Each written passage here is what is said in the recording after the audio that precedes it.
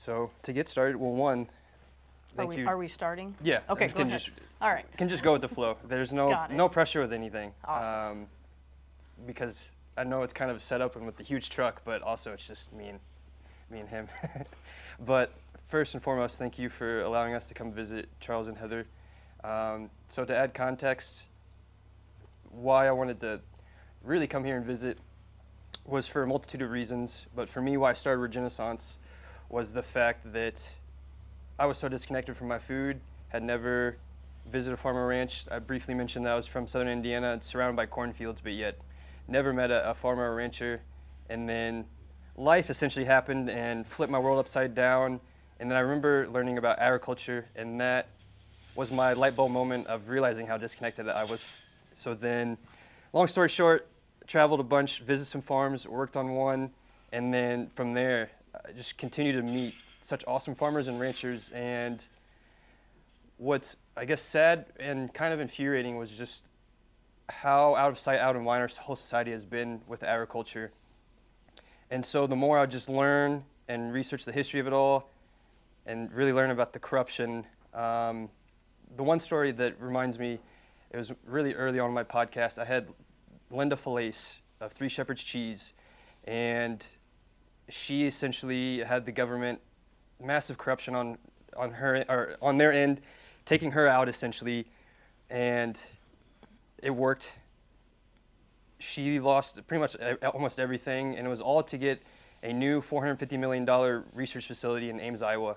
And so I just think about that, and then Point Reyes, but then also you all with what you've been going through for the past year, and just how I also just think about just all the other stuff that's happening to where most aren't even aware. And so I wanted to come here and actually hear the story, but then also just hear the full backstory of everything, not just the last year.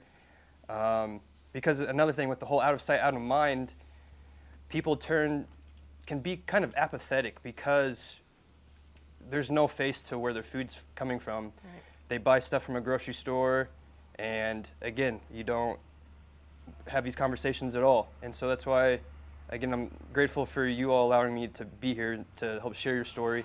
And so I guess with that long-winded intro, I guess for you, Heather, because I know you grew up on a ranch in Wyoming, if you just want to tell me back a little bit about what that experience was like for you. Sure. Well, thank you for coming. We're excited to have you here. Before you start recording, I told you we both are the fifth generation of our families to choose production agriculture as our careers. I grew up in the most remote part, or I should say the least populated part of the least populated county of the least populated state in America. 20 miles of gravel to get to a highway, 56 miles to a gallon of milk or a school, a high school. Cattle and sheep is what we raised. My grandfather purchased the place where I lived in the 80s so that he could quit putting hay up all summer in the Black Hills of northeastern Wyoming, where my family has been since the 1930s, and then feeding it all winter. So he actually sold his haying equipment and purchased this place in eastern Wyoming, further south of where he was ranching at the time, and we then would haul those cattle down there and winter them where you didn't have to feed hay. It's a high, arid, semi-desert climate.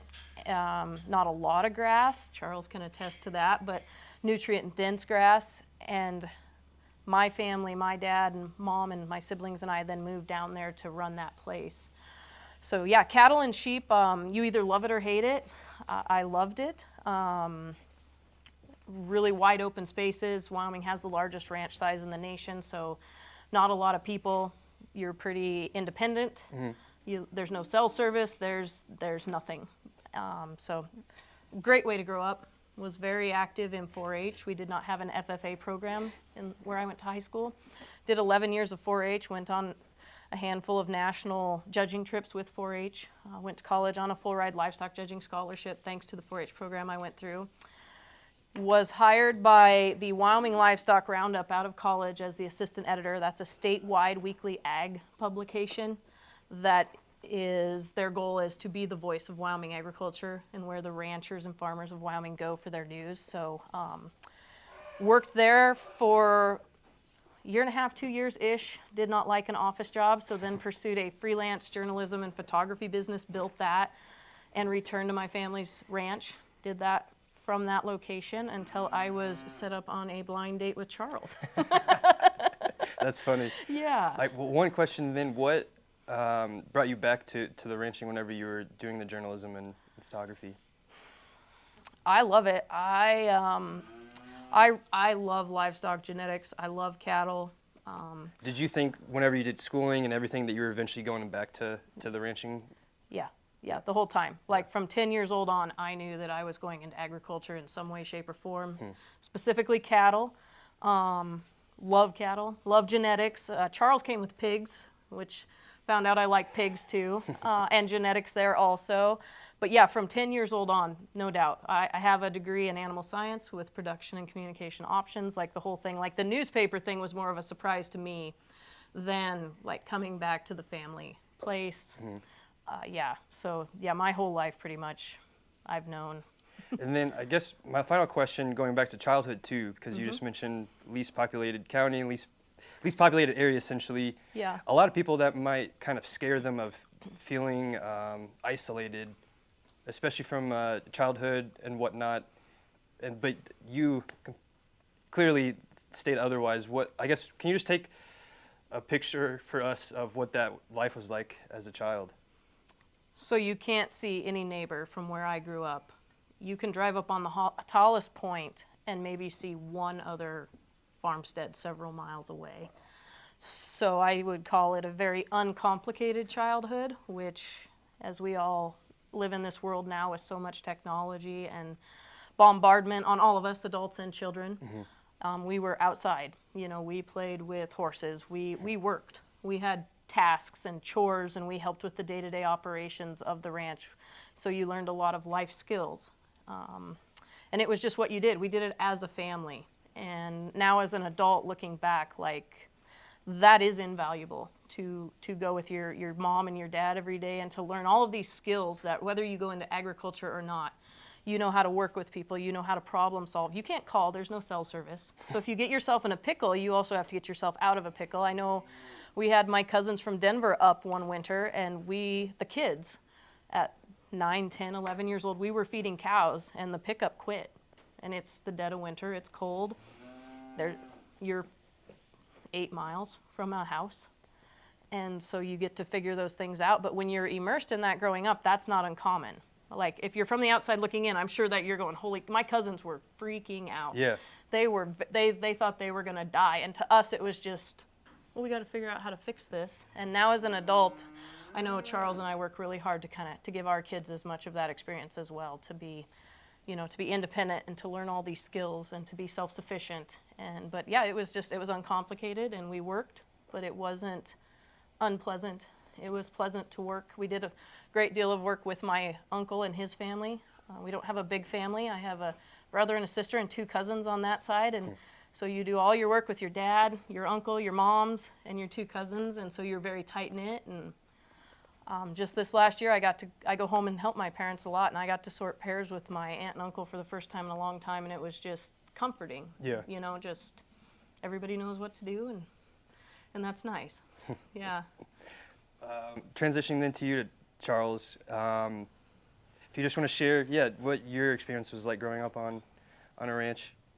Okay, well, this of course is my family's operation. We've been here since 1907 officially, but we had relatives and whatnot around this area prior to that. We originally came from eastern South Dakota out here in the homesteading days. We've just kind of transitioned all the way from New York to Iowa, and then Iowa into South Dakota, and then we've left relatives clear across the United States. But anyway, so it was ingrained in me that this was important. You know, this not every family has that opportunity to carry on a 100-plus-year-old farm and ranch, and I just happened to be the grandson that was, not that mattered, but I was the one that was interested in ranching and farming, and I'm a lot like Heather. I mean, I owned my first cow before I was born.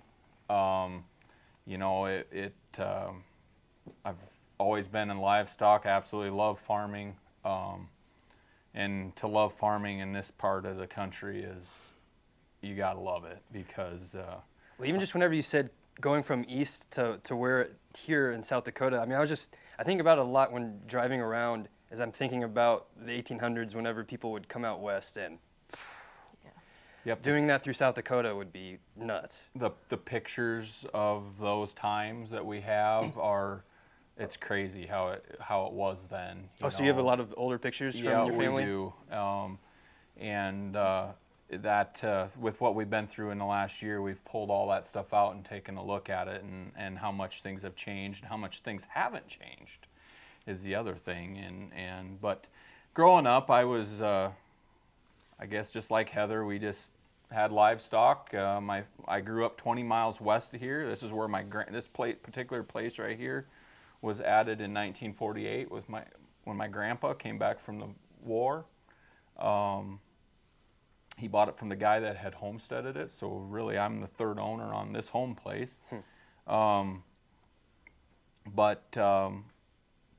So this was always home. I mean, this is just Grandma and Grandpa's place. So I bought it from Grandpa in 2003.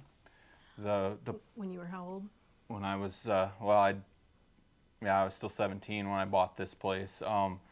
The other half of the place, my grandpa sold me in 2002, in May of 2002. I was 17 also, and so I kind of got an early start, I guess. Yeah.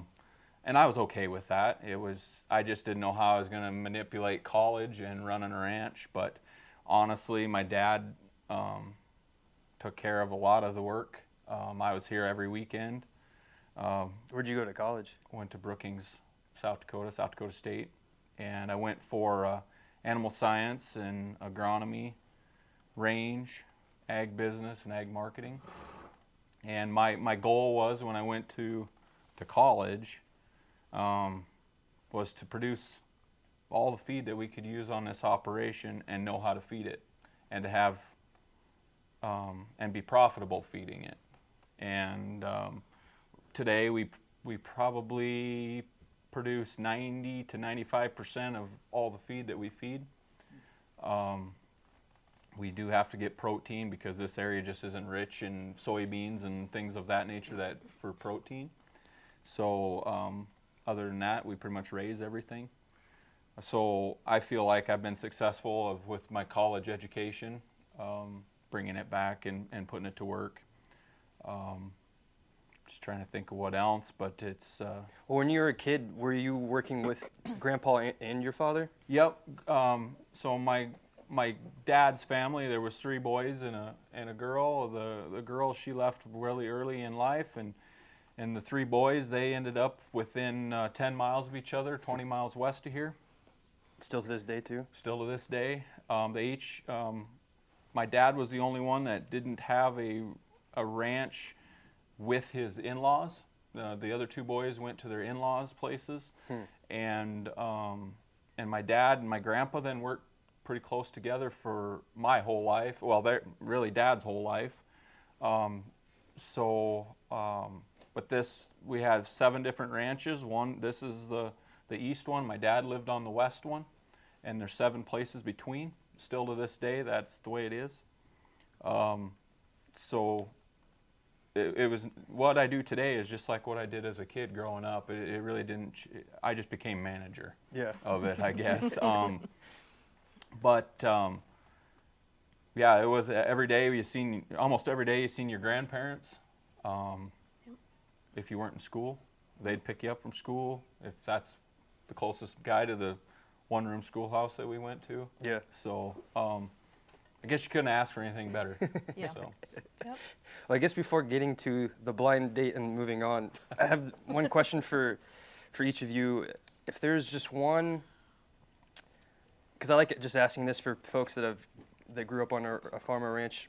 If there's just one memorable or just awesome experience that you would just love to share, it could be really anything pertaining to just your childhood. It's pretty tough to narrow it down to Yeah. one, but personally, it was probably buying these 2 ranches from my grandpa.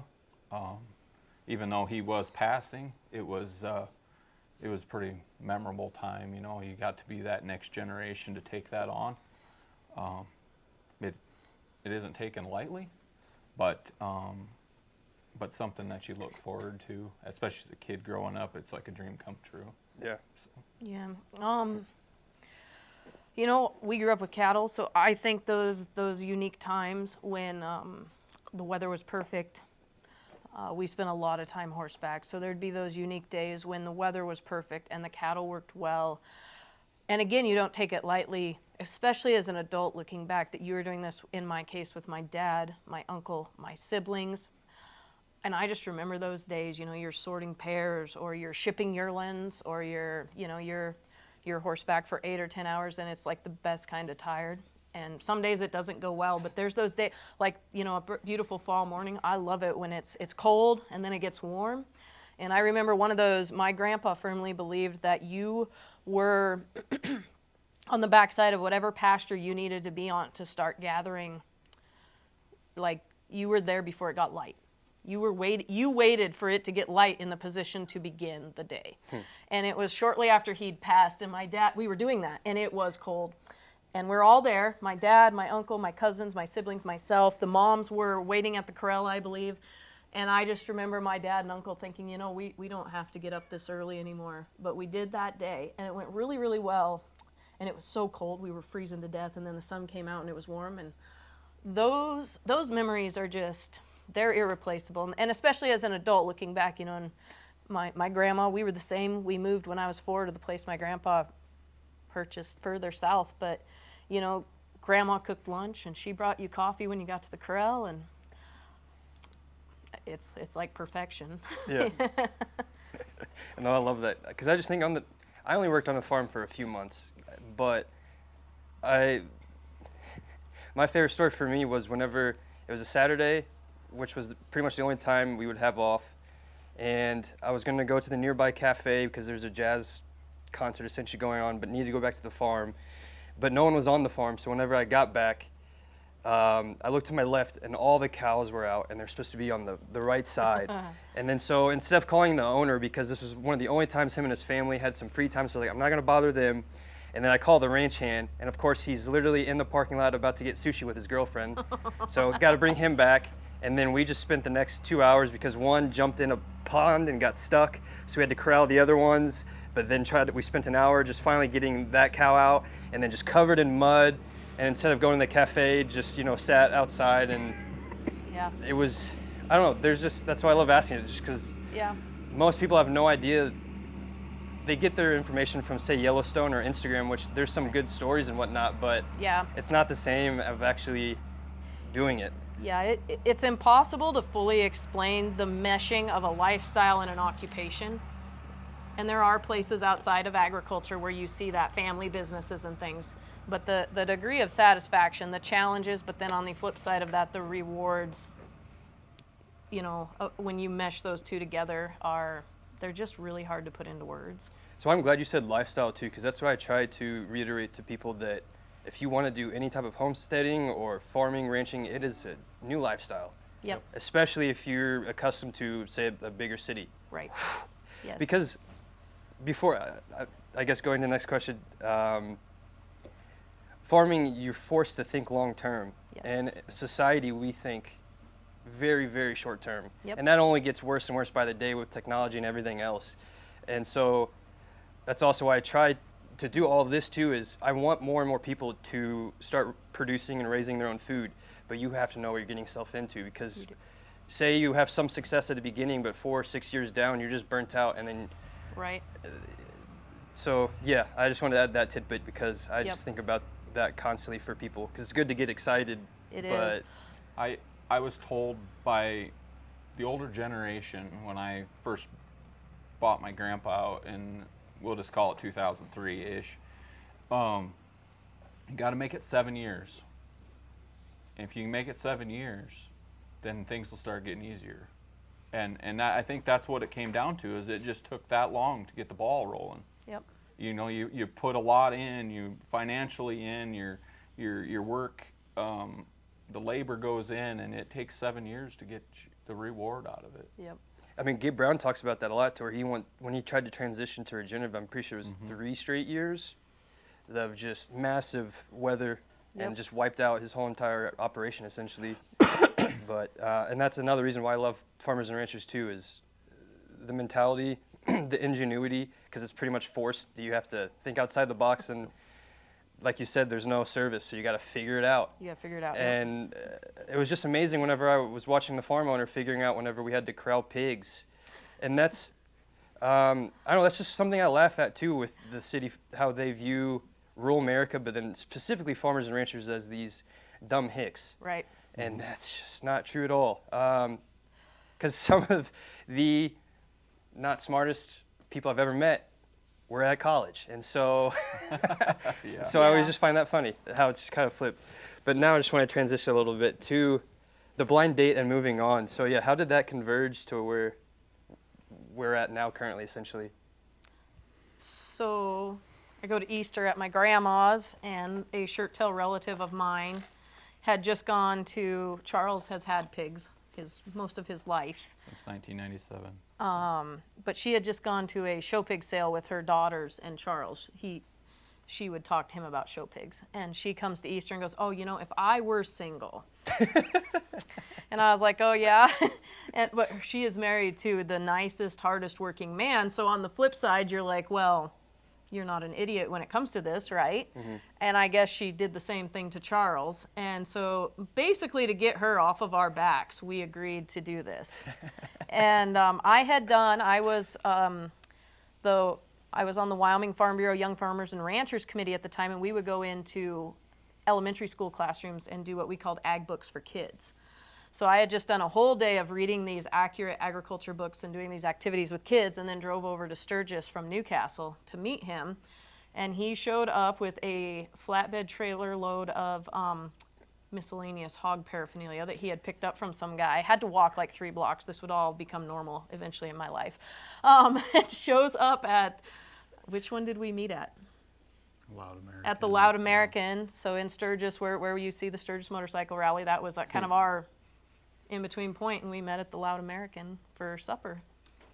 And the one guy that I knew over here that I went to college with, I actually messaged him on Facebook and asked about Charles and got a very solid, yeah, he's okay. He's since apologized, said, I had no idea what you were asking, but I was like, so, like, it's safe to go to dinner with him? That's a hilarious response. He was a total guy, you know, just like a total, I don't know what he was doing, but so I had a solid he's okay going into it. Yeah, that's funny. Then I guess, how did that converge to where you two started ranching together? Well, he proposed. We were married in July of 13. That would have happened in spring of 12, I guess, huh?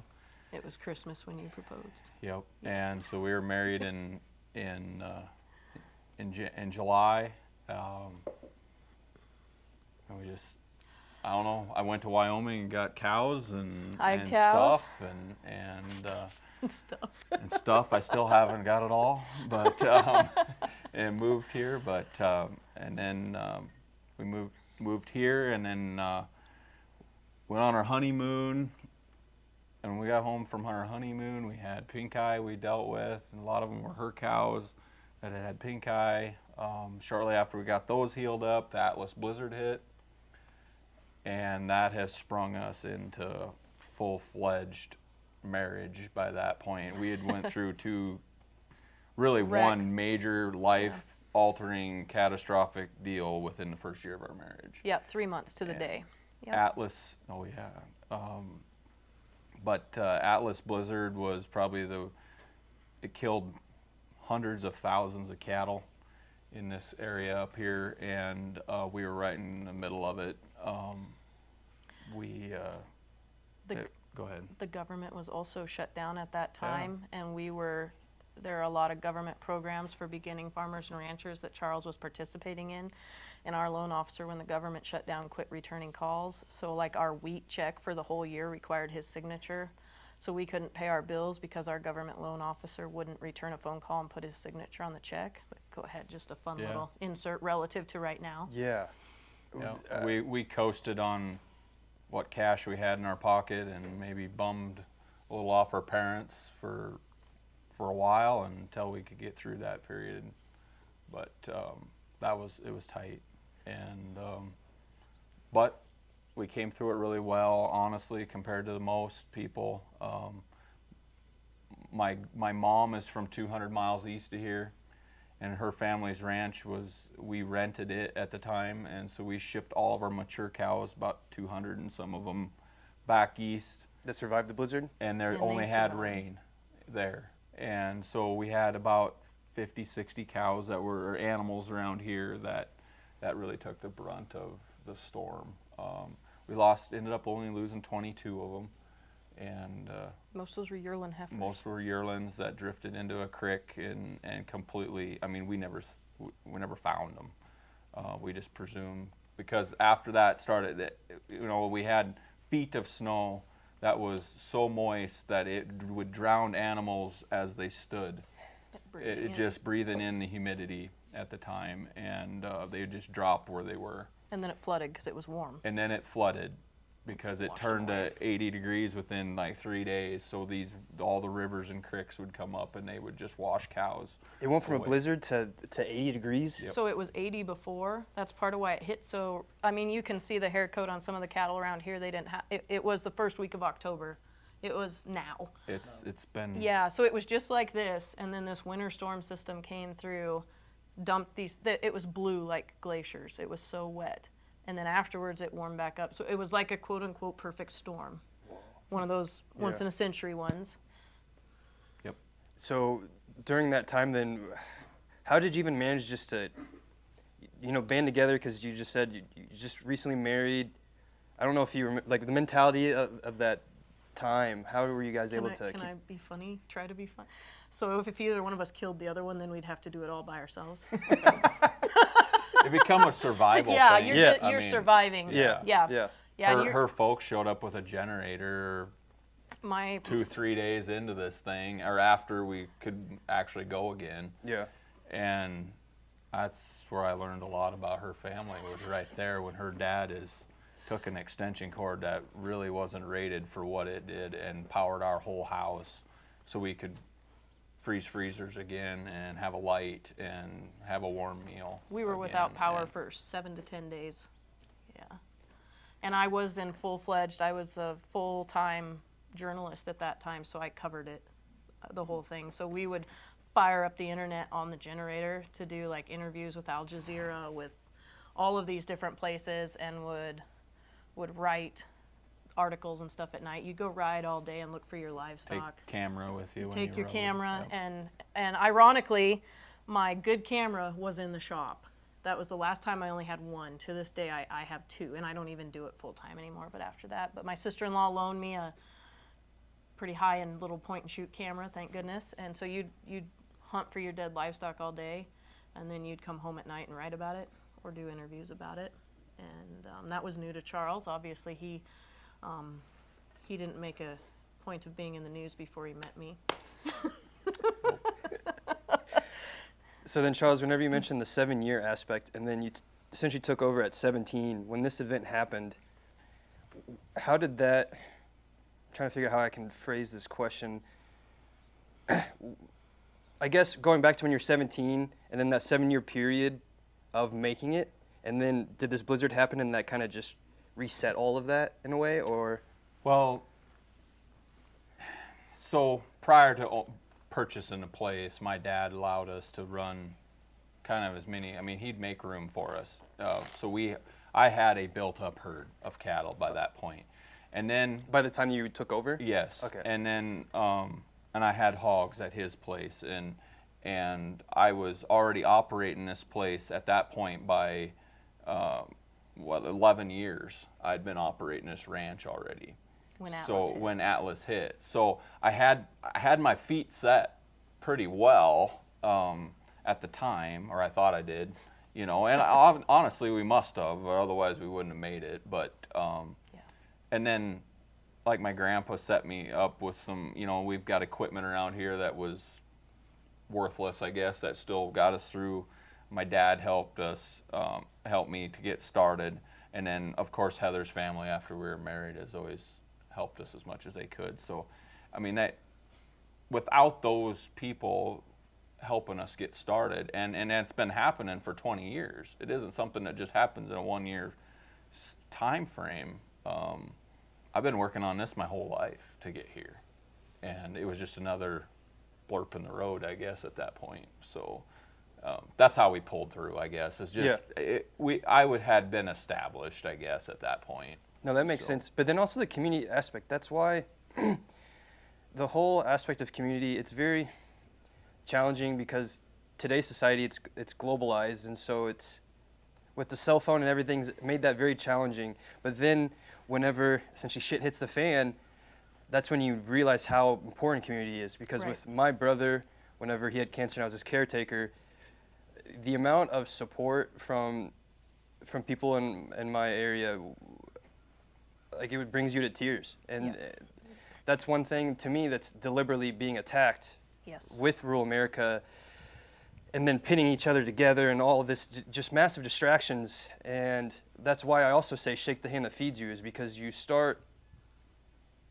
seeing through all the BS from online, but then you also, I don't know, to me, being outside and with animals and nature, it's just what it meant to be as a human. And we've lost that in a lot of ways. And I'm not saying to never live in a city, because, I mean, I live in one.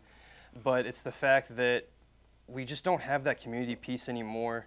And to me, that's one great way to rebuild that, is through agriculture, through farms, kind of like essentially what Will Harris did with Bluffton. Because I was there last month, and he was just pretty much showcasing all of the things that he's continuing to build up to rebuild that community. So I can really hope, that continues to happen. I don't know, This area, this area is really good at that.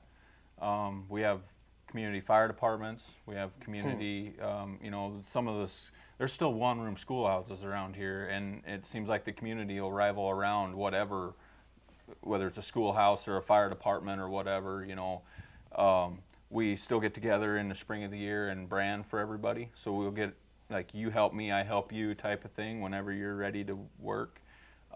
We found that out in the last year with our whole fight that we've been through, is those people come to fight too if they need to, and because it's going to affect them the same way as it affects us. Well, and just to build upon that, I don't think you should ever limit your thought of community to the people directly surrounding you. Correct. You know, after Atlas, we had a couple out of Montana, Ty and Rosalie Linger, felt compelled and started what they called Heifers for South Dakota. And they delivered thousands of bred yearling heifers into the area of the people that were affected, and they had never met. And they were all donated. And they got them all donated. And I mean, that is worth Googling. Google Heifers for South Dakota. Yeah, community, don't think of community in terms of geography, because your community can be worldwide. True. I guess I should say, I just meant if you don't have that local, then. Yeah, I agree with you. Yep. Yeah, But you are, well, that's why I do this too, is because it clearly, when you, pushing back to massive corruption, I guess we can just transition to explaining the last year.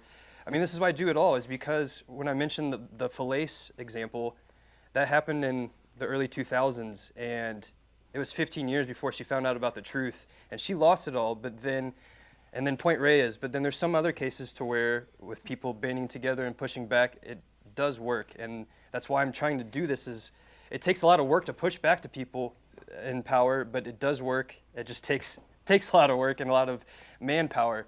And that's why I'm glad you mentioned that with Montana, because there are incredible people out there that want to help. Yes. That might not. That's also why I'm so focused on raising awareness too, is the fact that most people aren't even aware of what's going on or what have been happening to you all. So I guess we can just really get into what you've all been going through the last year, essentially. Go ahead. You want me to run through kind of what happened? So on March 29th, 2024, we had U.S. Forest Service Special Agent Travis Lunders and Patrol Captain Summers. It was Good Friday. They came to our house unannounced, asked to sit down with us. We invited them into our home. We sat down at our kitchen table, and they said that a hunter turned in a no trespassing sign on a section of fence not on the boundary line. And we said, yep, it was on a road on a gate, and the boundary line's halfway down the Cheyenne River breaks. And we explained to him, when you get to the boundary, you can't stop, and if it's rained, you can't get out. And he said, well, we'd like you to remove that. We said, no problem, and we did so the next day. And he said, then while he was there, he went across all of our private property and made it over to the opposite side and determined that fence may also not be on the line. And that he's like, we are just kind of here to figure this out. We don't show anything that says you can or can't do what you're doing there. Do you have anything? And we're kind of like, no. You know, we haven't changed anything in our lifetime except for how we apply water to it. It's farmed. It's been farmed since at least 1912. And he said, well, you need to meet with your ranger, and we need to kind of figure this out. And we said, okay. So we set that meeting up. That was May 1st. We went to Hot Springs to the ranger station and met with our ranger, Julie Wheeler, U.S. Forest Service Ranger. Special Agent Lunders was there, and had an hour-long meeting to kind of discuss, this is an issue, how do we resolve it? We proposed, nobody knew for sure how many acres. At that point, they said they were guessing 25. We have 20 acres of private land on the other side of the same fence. So we proposed potentially trading what we had on their side of the fence for what they had on our side of the fence, and somebody writes somebody a check for the difference. Also suggested utilizing the Small Tracts Act.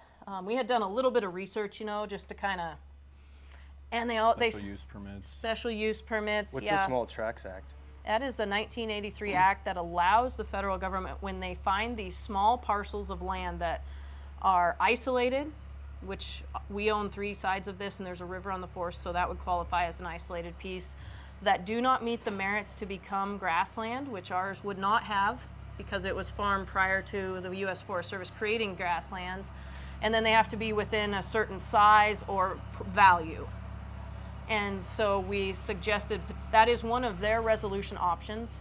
Our place fit that really well because it had never sold. So like you had never bought us from us, so there was never a survey conducted that would have told us all, oh gosh, this isn't exactly on the line.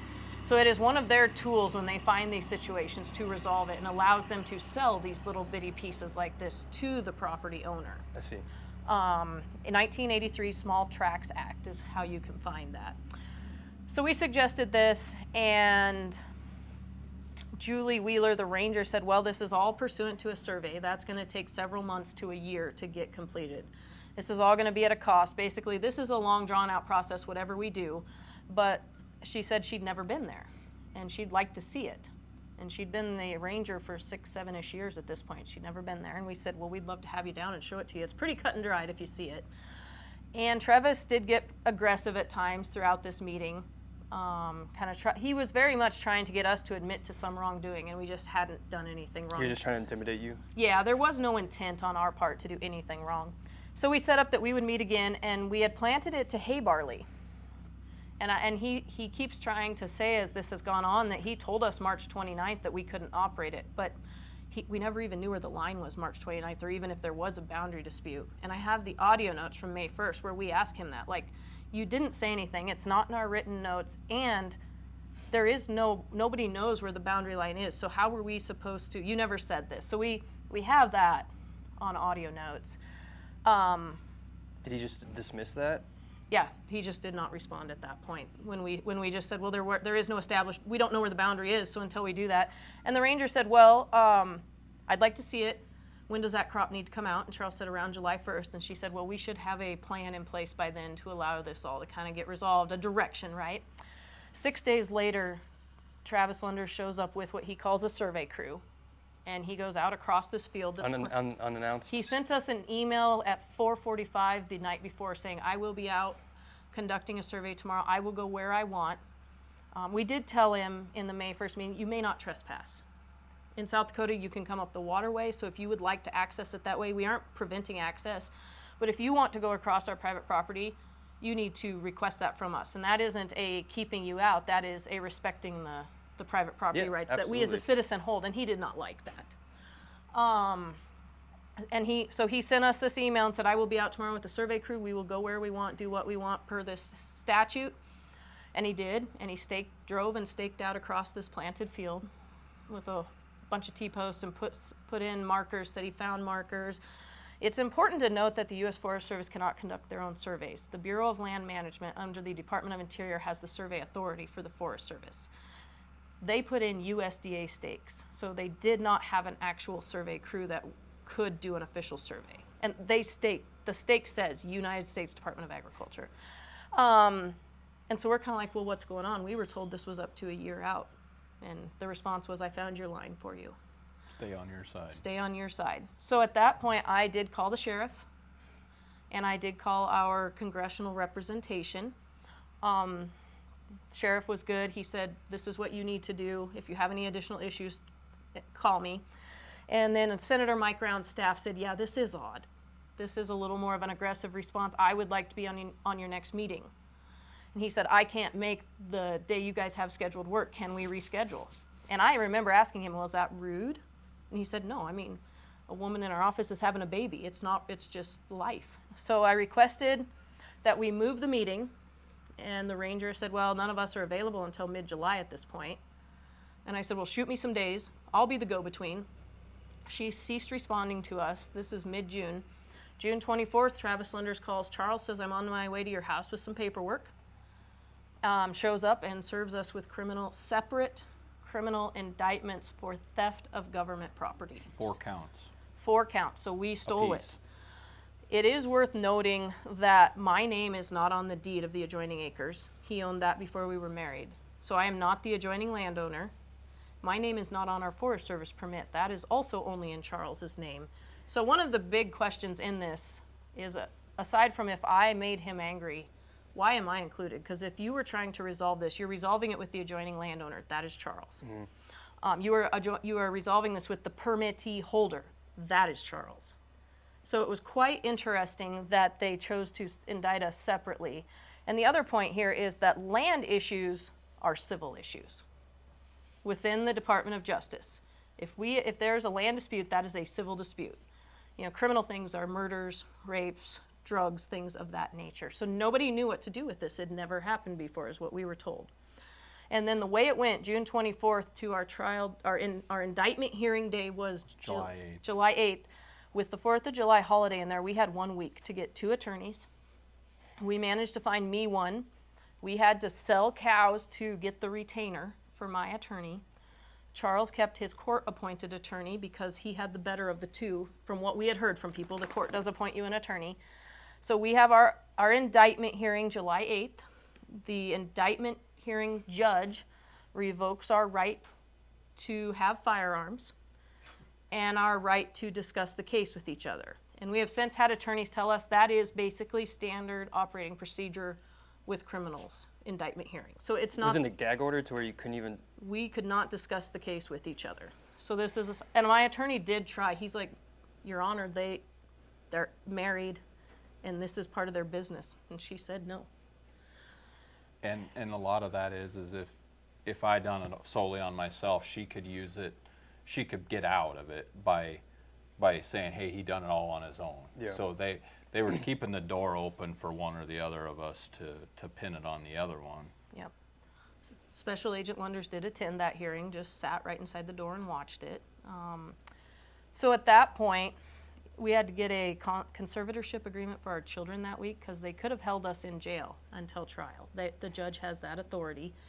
That was a really hard week. Bail hearings, Yeah. or not hearings, interviews. We had to do interviews. They called our mothers to verify all of this, like 50 questions. Sit down with your kids, you know, and we're Christian people. We believe strongly in the Lord, but it is hard to sit down with a 6 and an 8-year-old and explain, you know, the Bible says, you know, that bad things can happen, whether you have done bad or not. But we had to sit down as a family and explain that. That was tough. That is really tough. And to get an ironclad conservatorship agreement in place for your kids in a week, that was tough. So we go through all of that, and afterwards, you know, within that time frame, you have to make it, what are you going to do, right? What are you going to do? And we knew we had done nothing wrong. There was no intent on our part to commit a crime. When he comes and says that fence isn't on the line, we'll show you the fence. Fences that are on the line are straight north, south, east, west. And so to us, that was plausible because we know this fence isn't straight. That was in no way us saying, oh yeah, you know, but we were like, we willingly worked with him from the point he said, we think this may not be on the line. And for them to then go that route, we were like, we never did anything wrong. There's no intent, no change in management practices in our lifetime. The Forest Service signed this through 2 generations of Charles' family with those practices in place. The FSA, the Farm Services Agency, showed us as the owner of those acres, which to me says they didn't know the line was off. We didn't know the line was off.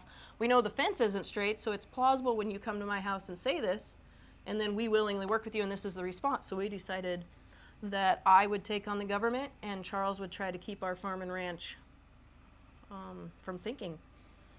And that's what we did. They try to break you financially and mentally. Yep. And we just had to stay ahead of that. Yeah. Well, because when you said the 4 counts each, like, can you explain this severity of what they were trying to do to both of you for that? Because correct me if I'm wrong, because I've been following online, but just the sheer amount of fines, the years in prison, was that part of it, or did that happen to where they were pushing that later on to you? No, that was part of the criminal initially. Was 10 years in prison apiece and $250,000 fines apiece. Yeah. So they built to us in the highest fashion. What we were told is this is unheard of, and at that level unheard of. And it shocked the industry, and I think that's why we saw the response we did, is because fences are not on the line in the West. Fences are in practical locations where they can be A, built, and B, maintained. And so there are thousands of people that have this exact same situation. And so when they saw that they took what has been historically accepted as a practical approach to a boundary fence, and they elevated it to a point they never have before, it scared thousands of people because they were like, we could be next. If they set this precedent with us, your cabin in the hill, if your fence is a foot over the line onto what happens to be Forest Service land, they would then have the precedent to come in and put you in prison over that as well. And so everybody, when that broke, the response was insane just because everybody was like, this could literally be us next. The indictment was wrote in such a fashion that it was almost a cookie cutter, fill it in blank type indictment that my lawyer eventually later told me, after I did get him in September, October a year ago, that it looks to me like it was built to use time and time again. And it scared him. That part scared him, what he was up against. That is actually very terrifying. It is. It And is. it was very, very broad and vague, and was, I mean, they could have just as well left a line there and hand wrote in the details. I mean, that's how obvious it was that it was a cookie cutter type approach. And then you said it was July 8th was, That was our indictment hearing. Yep. so Yeah. what was, how did that play out? Well, went to Rapid City. It happened to be close in the federal courthouse in Rapid. We filled the room with people. Our neighbors came. Our neighbors came. Our People, families. Church families came. I think that was the start of the festering of the wound. I mean, people could go and see for themselves how we were getting treated and what we were up against, and those people went to work for us Yeah, they did. that day. So yeah, we came home, like I said, and we just agreed that I would take this on. Charles would try to keep us going outside. I had to find a lawyer Yep. because I worked for a couple months, so come to find out, you just do not find a lawyer that is willing to take a civil land or a criminal land case. It was just something, they're used to drugs, alcohol, murders, rapes, things like that. But when you threw the land component at them, they're like, Yep. their eyes roll back in their head. They didn't even know how to really handle it. And it seems like that's by design from the people that are charging you. I think so. Exactly. Yeah, I Yep. think so. And so it took Heather's guy took it right away. You know, he came recommended because he fit the boxes. He had done some land work and he was able to understand the criminal thing, so he kind of could put it together. But I went through half a dozen people before I found anyone that was interested in even having a meeting with me and looking at the details. And I finally found one, and I think it was late September. But Yeah. maybe I might not have been that. Might have been August, but probably late August. But still, they went through the whole thing, questioning how they were going to ever attack it. You know what I mean? Yeah. So Yeah, we got a trial date set, that was in late September. I should have. Yep. and First one was.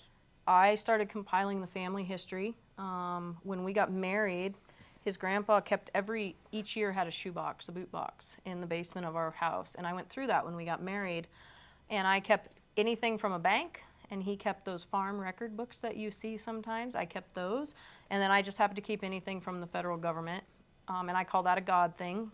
So 12 years later, I go open this up to see what was in there, and all the stuff from the government was all of their records with the U.S. Forest Service since they came into existence. Since the Forest Service came into Since, existence. and it just showed, obviously there are people who push. There are good and bad people in every occupation, and there are people that will unnecessarily push back against government agencies. And of course they were, well, are you guys those people? And then I came up with 100 years worth of stuff that said, no, we've never had an issue, not one. Here it is. A 4-inch binder Yeah, I've got a 4-inch binder. of just the important stuff. Yep, and Senator Round staff said nobody's ever had it. Nobody's ever had that. Amount of just That detail? information. Yeah. Yep. Nobody ever has that Pictures. information. And then the other thing, your character and the way you conduct yourself really matters. Because we were also told early on that 9 times out of 10, something like this happens, and the people in our position in this have a undercover meth lab or a prior criminal felony, aggravated assault, something, right? And The only thing that had either one of us had done is she'd had a speeding ticket. more than one. Which out west, I would be speeding too, so I don't blame you there. Yeah, and so that also was a really big deal in here, and we don't talk about that a lot, but the good Lord put a lot of people in our lives that when this hit were then in positions to do something about it that knew us and knew our character, and they didn't even have to call and ask. And that's also why this blew up, is because they knew. They knew we were good people. They knew we weren't. They could see the whole thing for what it was, right? And then they knew us well enough to go to bat for us. And I mean people in pretty high up positions in Washington, D.C., all the way down to Charles is the Scenic Volunteer Fire Chief. He is very active in the local fire community and has worked extensively with all government agencies, U.S. Forest Service included, and has a pristine record there that, it's a fire that you don't do it behind closed doors. So everybody has seen him interact with people within this same agency for the last 10 years. And so that all God put all of that together and all of these people. And so I found the family history. I started researching the laws. One thing that, for instance, you have rights if you've been there. And a lot of people think this is part of why they picked us, is we've been here so long that we still have rights. A lot of our modern day government tries to replace rights with, what is the word? Well, they're permits instead. Our rights are Permissions. allotments. You have permissions now, but if you've been there long enough, you have rights.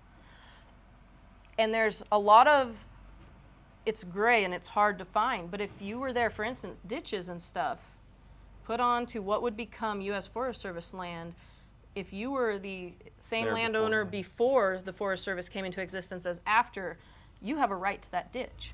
And so I would call land attorneys, civil attorneys that specialize in land, and they said, well, it's pretty plausible that you guys have more right to ownership to this land than the federal government because your family farmed it before they came into existence. So it didn't meet the qualifications to become grassland. It wasn't grassland. When did National Forest Service come in?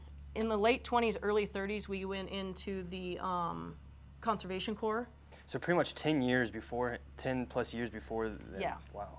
But then for up until was it the 40s? I think sometime in the 40s they started managing it a little bit. But there was a period of time there for about 20, 25 years that the people managed the land. Yeah.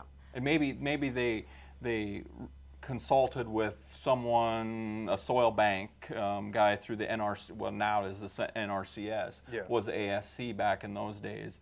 But my dad talks about, Grandpa talking, when he first got it, there was a range rider that would come through every 10 years and see if you were overgrazing the government's land. And he had a secretary, and that's what ran millions of acres throughout the West, was a range rider and a secretary. Yep. But we researched all of that and would just go down these lines and try to find, like, how does this work? What are the rights? How do we... Is this month of July? And this is just this is the rest of 2024 from July on. Okay. And then We kept pushing the date out because the court date, I guess. It is common for criminal cases to be pushed out to about a year past the indictment.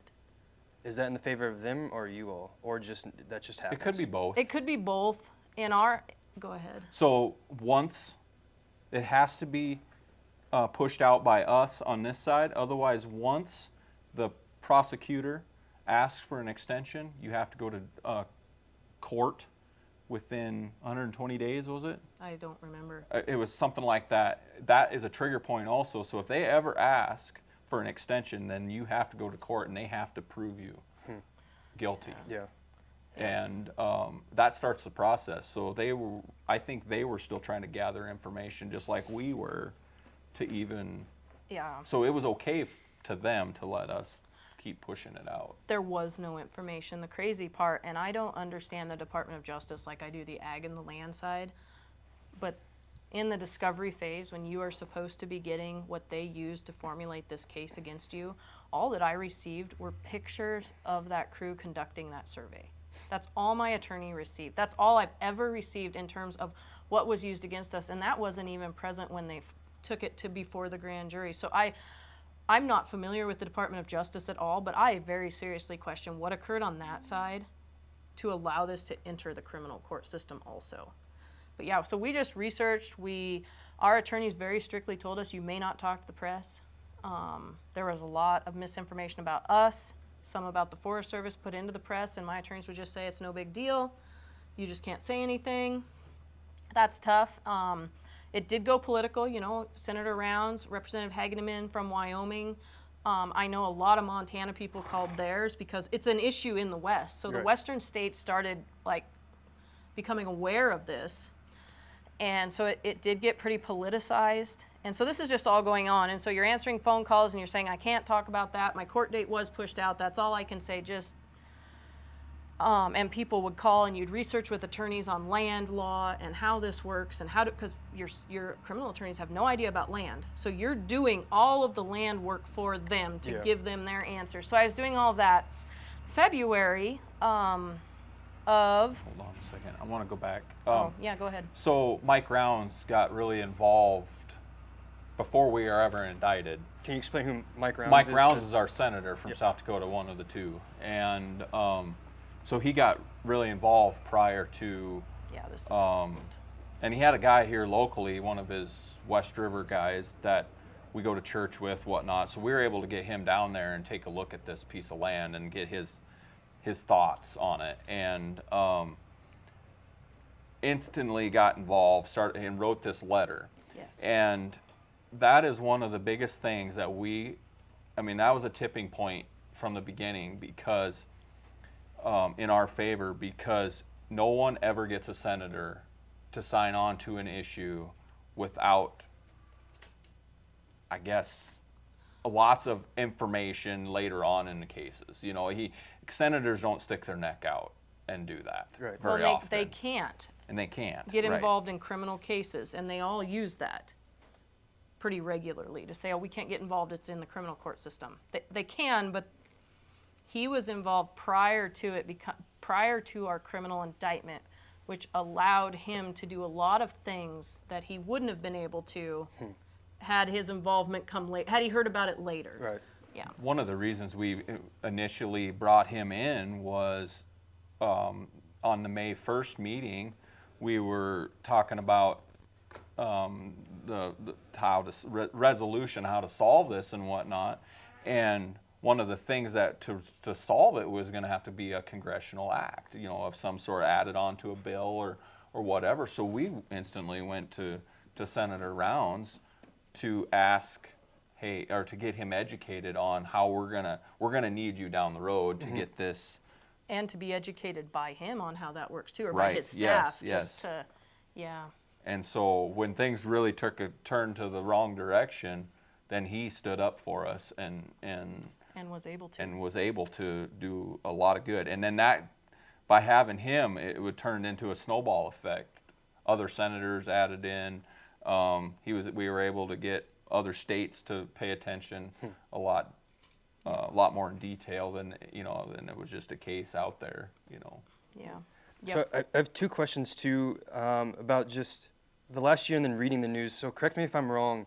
Were you two threatened to have your guns taken away from 2A? They were taken away. They were taken away. The indictment court judge took our guns away.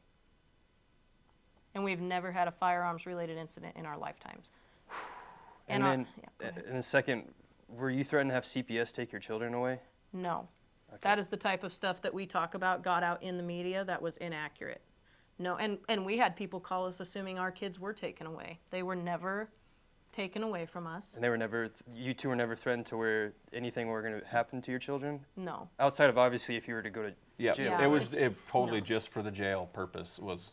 No threats against our children or our family in that No. way, ever.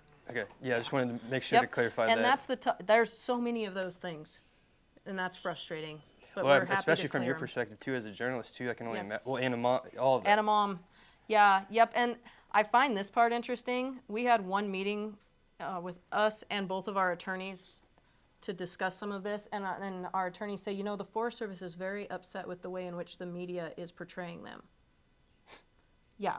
And I finally looked at this guy, his attorney. He had told us before the meeting started, I hadn't met him, so we were discussing. He and his wife have several children. And I looked at him and I said, so put yourself in my shoes. How would your wife take it if it was your family photo from the last Christmas card covering the globe with all these articles? And he goes, she would hit the fan. And I said, so how do you think I'm doing? And I said, I don't ever want to hear how they feel about the way the news is portraying them. It is their actions that have made this a newsworthy event, A.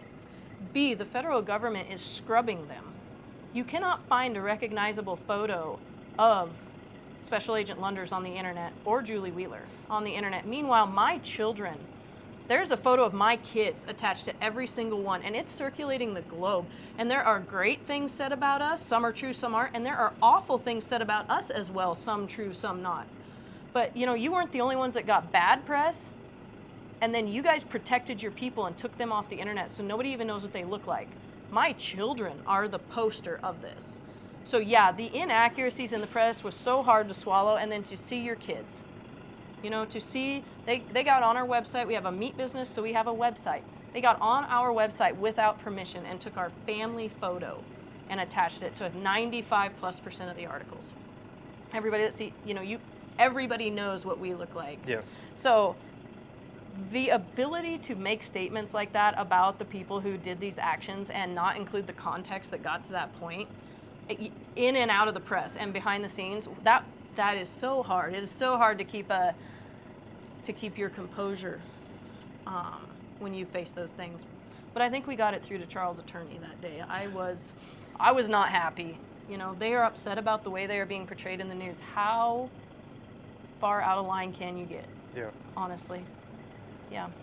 How, I don't know if it's a God thing to just, how are you able to just continue with this? And like, same for you, Charles, trying to still farm while this is still looming, but then also as a father and a husband.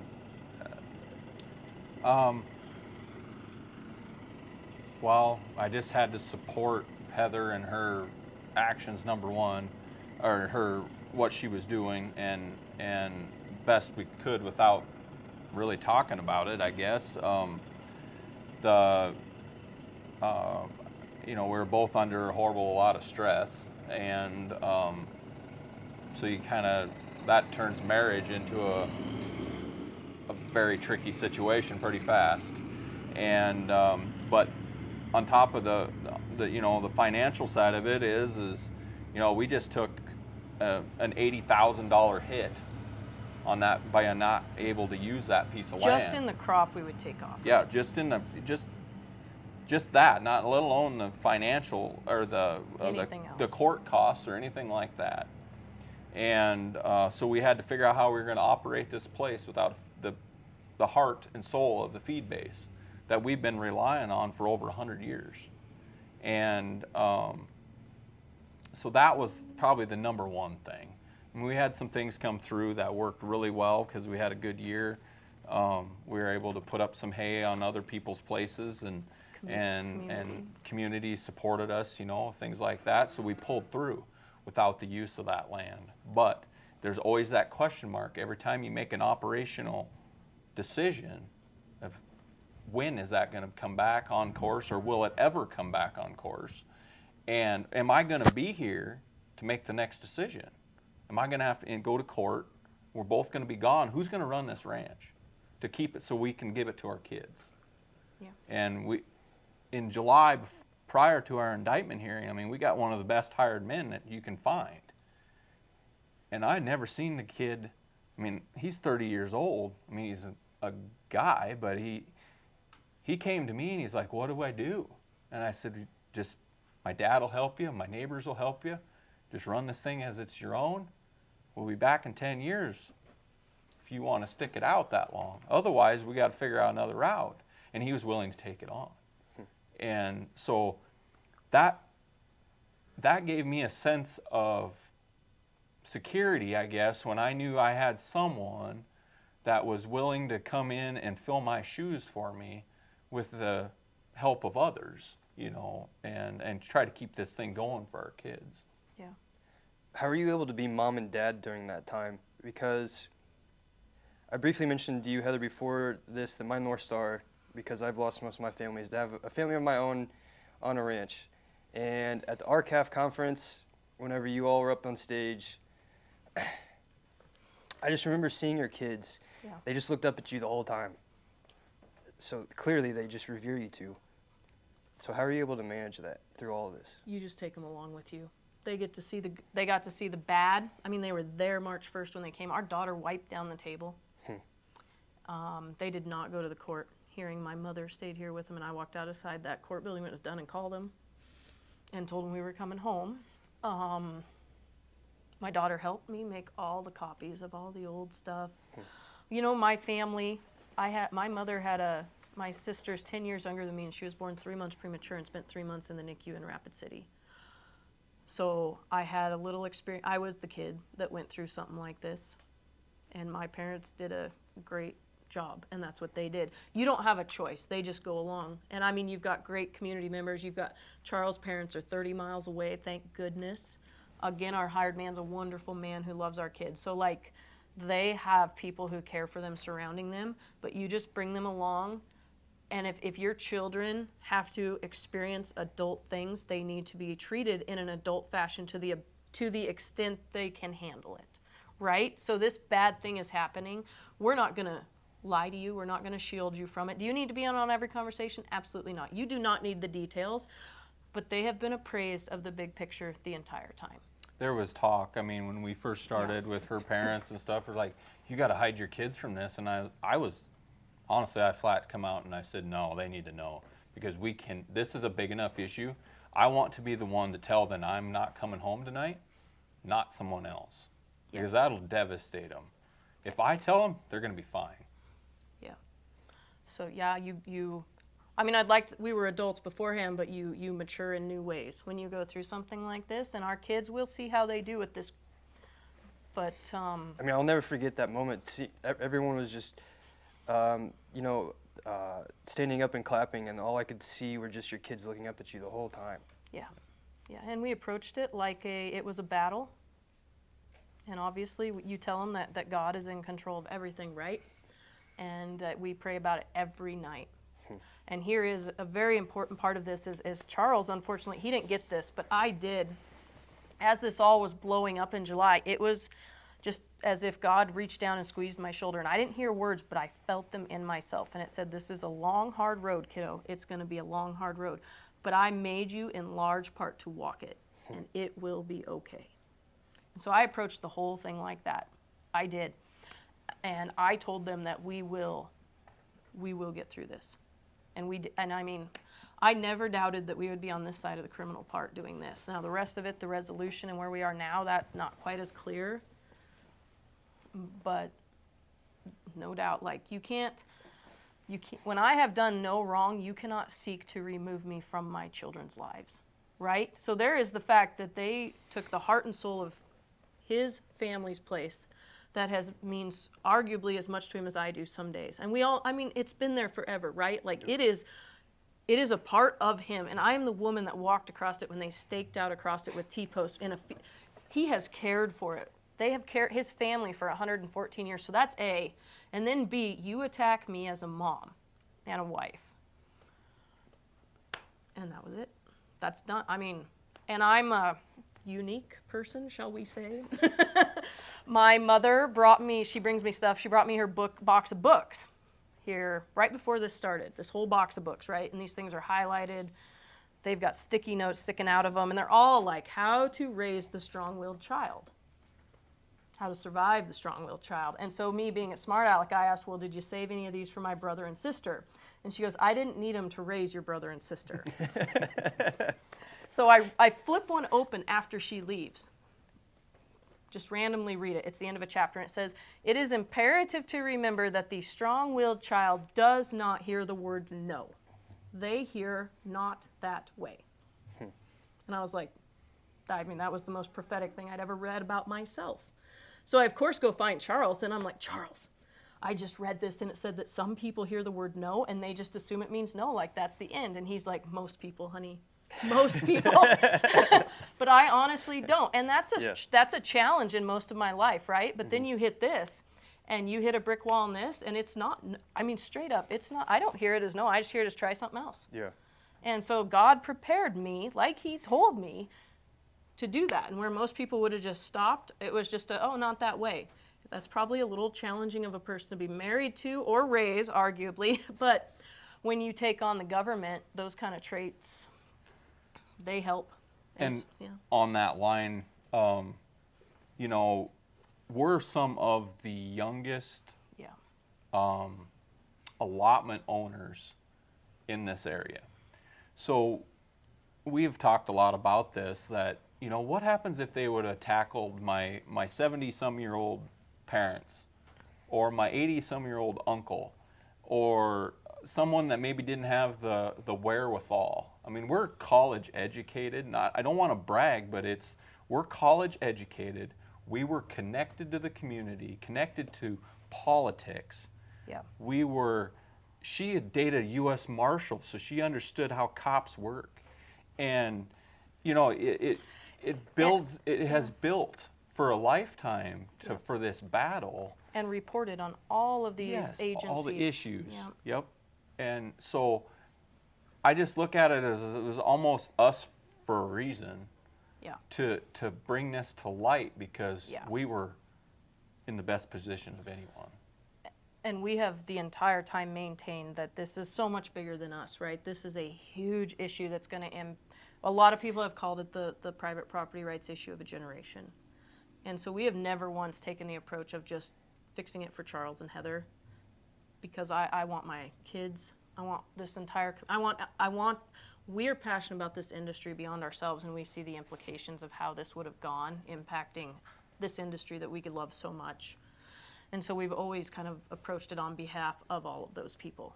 And they have supported us. People have supported us financially, and they have sent cards, and they have prayed for us, and they have everybody has backed us however they can. We just happen to be the ones that got to be the face of this. And I've also had people say that they think they went after Charles because he will take 10 times more crap from people than anyone else. He will. He's just that kind of person. And they hadn't met me, and I'm not that kind of person. So we each have our own strengths, but they complemented each other in this situation. And then, so you mentioned September was going to be the trial, but then that got pushed back? It did to it got bumped 3 times before we got it dismissed. And like I said, that's common. That wasn't anything unique unto us. That is common, as I understand it from my attorney. In the criminal court system, it's very common for them to get bumped out to about a year from when you were indicted. So we're just researching, we're answering what questions we can when politicians call us. And it was just ahead of the election. Yep. So we had to figure out like what our game plan was if the election went the Either wrong way. direction. You know, what was the plan? And so that was that was the second push out was let's get to after the election and see who wins the election, because this could be a game changer or either way, you know. And so that pushed us out into November, and then we were able to push it out into January, I think it was. And by that time, we could see what was going to go on in January. And how are you able to push it back to January? Well, you do it at 90 or 30, 60, 90-day increments. You can do it in, and we were able to achieve the 90-day increments through the court. Your attorney presents that to the court, and if the prosecution is in agreement, it must be very easy, because you would just get an email back saying it was approved. So, that was 2024. I know, like nothing. Our daughter broke her leg in February of this year, right in the middle of calving, and so 6 weeks in a cast, and I just remember nothing happened that whole time. Like no one's calling from DC, no one's asking for an update, your attorneys aren't saying anything, there's no more evidence being entered into discovery, but like nothing. It is dead silent the whole time she had her cast on. And she gets this cast off, and I'm like, what do we do? I don't know what to do. We've had an election. Does that impact this? It looks like it's going to, but I'm not hearing a word. And my brother sent me a David Jeremiah podcast, and I listened to it, and it was David and Goliath. And I had been praying, like, Lord, what do we do? Like, where do we go? What would you have us do now? And in there, it said when Goliath moved towards David, David then ran towards the giant. And I said, all right, so we did it again. We called our elected officials and just, where are we at? What are we doing? We've had an election. The media, the association started. Right, yeah. The livestock association started building steam, in Washington and wherever they reside. The media reached out to those associations and stuff, and they began talking like, where are we post-election? And it just went boom. And that time, we were asked to give all of our documentation to Secretary Brooke Rollins. And March. Via Harriet Haig, March and April. Yep. And so I compiled it by decade for 114 years and sent all of that off to Harriet Hageman's office to send on to Secretary Rollins. And throughout this whole thing, people would call, or you would be told, you need to call this guy, you need to call this lady. And I would call almost all of them. And some of them were like civil attorneys with property rights information, great. Some just wanted to tell you their story. And so I was told, you need to call this guy, he's an attorney. So I do, he doesn't answer. Like 2 weeks later, at a branding, someone tells Charles, did Heather ever get a hold of this guy? And a friend of ours called. And he said, Heather, I have this guy's name, you need to call him. And I don't remember how he said it, but I remember he said, maybe this will be the straw that breaks the camel's back for you. Just try it. Buddy of mine was building fence for him. So I try him again, doesn't answer, but he calls me back. And he says, my name is Brett Tolman, a former U.S. attorney for Utah. I am really heavily involved in like the D.C. area political realm since the Bush administration. And I am part of a group of conservative people that try to prevent or stop grievous actions against citizens, and this looks like one of those. And I'm like, okay. And he's like, I just have a couple questions for you. Is this a It's a fence line issue. is this an arrogant one, or is this a handful of arrogant employees in combination with the usual government BS? And I'm like, well, I can't speak about it, but I would say you have an accurate read on the situation. And then he goes, okay, my only other question, did you and your husband build the fence in your lifetime? And I said, no, the newest the fence is 1953. That is the newest. He's like, all right. He goes, well, I think I can help you some. And I said, well, you should know that just this week I was asked to send a bunch of information to the Secretary of Agriculture appointee, Brooke Rollins. And he goes, this is under USDA? And I said, yeah, this is under USDA. And he goes, oh, well, Brooke and I are friends. And he goes, give me a minute. So that's Wednesday. And he's like, I think we can get this taken care of. We're supposed to brand Friday. It rains, we push our branding to Saturday. Friday he calls, he's like, we've got the criminal dropped. But they're trying to bring civil charges behind the criminal case. That looked identical. We have, our AUSA in South Dakota, we know of at least a couple other things. You have a criminal case, and then waiting behind it is a civil case with anything you weren't found guilty of criminally. So they had that for us. And so he's like, they're trying to do that, but we're working on it, but we got the criminal dropped. And I said, can't I tell our mothers? And he goes, yeah, just keep it close, because I said mothers need to know these things. We brand Saturday, and we tell our mothers, and we're sitting there Sunday with your post-branding cup of coffee, just like, and he sends me a text that says, so do you have your tickets for DC? And I'm like, no, I don't have tickets to DC. And he's like, you're coming to DC, and we're doing a press conference to announce that we dropped the criminal charges. So we plan and book this trip Sunday and Monday. We fly out Tuesday. We get out there and we find out they are bringing the civil case. And we're in this hotel. They told me to book a hotel as close to the White House as I could get, so I didn't look for a pool. So we've got 2 ranch kids, and we're in this little box in D.C., and we find out they're bringing civil charges, which to us is like you move from court A to court B in the same horrible nightmare. Can't get a phone call through to our attorney that will hold up. It just keeps dropping him. So that was a long night. That was rough. Get up Wednesday morning, and Charles makes us walk a mile to the attorney's hotel from ours to blow some steam off, which was quite wise, other than, it was warm. So we walk over there and meet our attorney and get in this SUV with him, and Charles and I are like on this guy like white on rice. Like, what does this mean? Well, we had no idea what we were doing. Yeah. Well, all we knew was a press conference. We'd never been in anything like this. Yeah, they didn't give us a lot of details. We had a brief Zoom call with Secretary Rollins before we flew out, but just very few details, and then we hear we have a civil case brought against us. And he finally stops us, and he's like, I don't think the 2 of you realize what you've done. And we're like, we feel like we're starting over. Enlighten us. And he did. He goes, only between 1% and 5% of criminal cases are ever dismissed. And of those that are convicted, 75% spend time in jail. And he said, so you have accomplished the impossible. And you need to pause today and celebrate that. And that's what we're doing, and that's why we're doing, because this is so rare to do this. The criminal court system is set up to destroy you.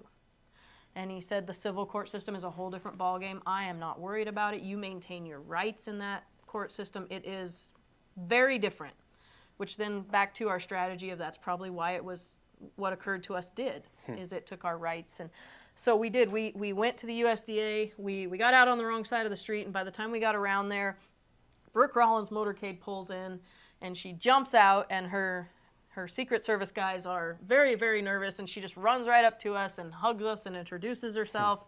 And you should say how you knew we had made it, or it was a big deal. Charles says he knew it was a big deal. Well, yeah, we went in the USDA, and they led us around the metal detectors, and we did not go through security.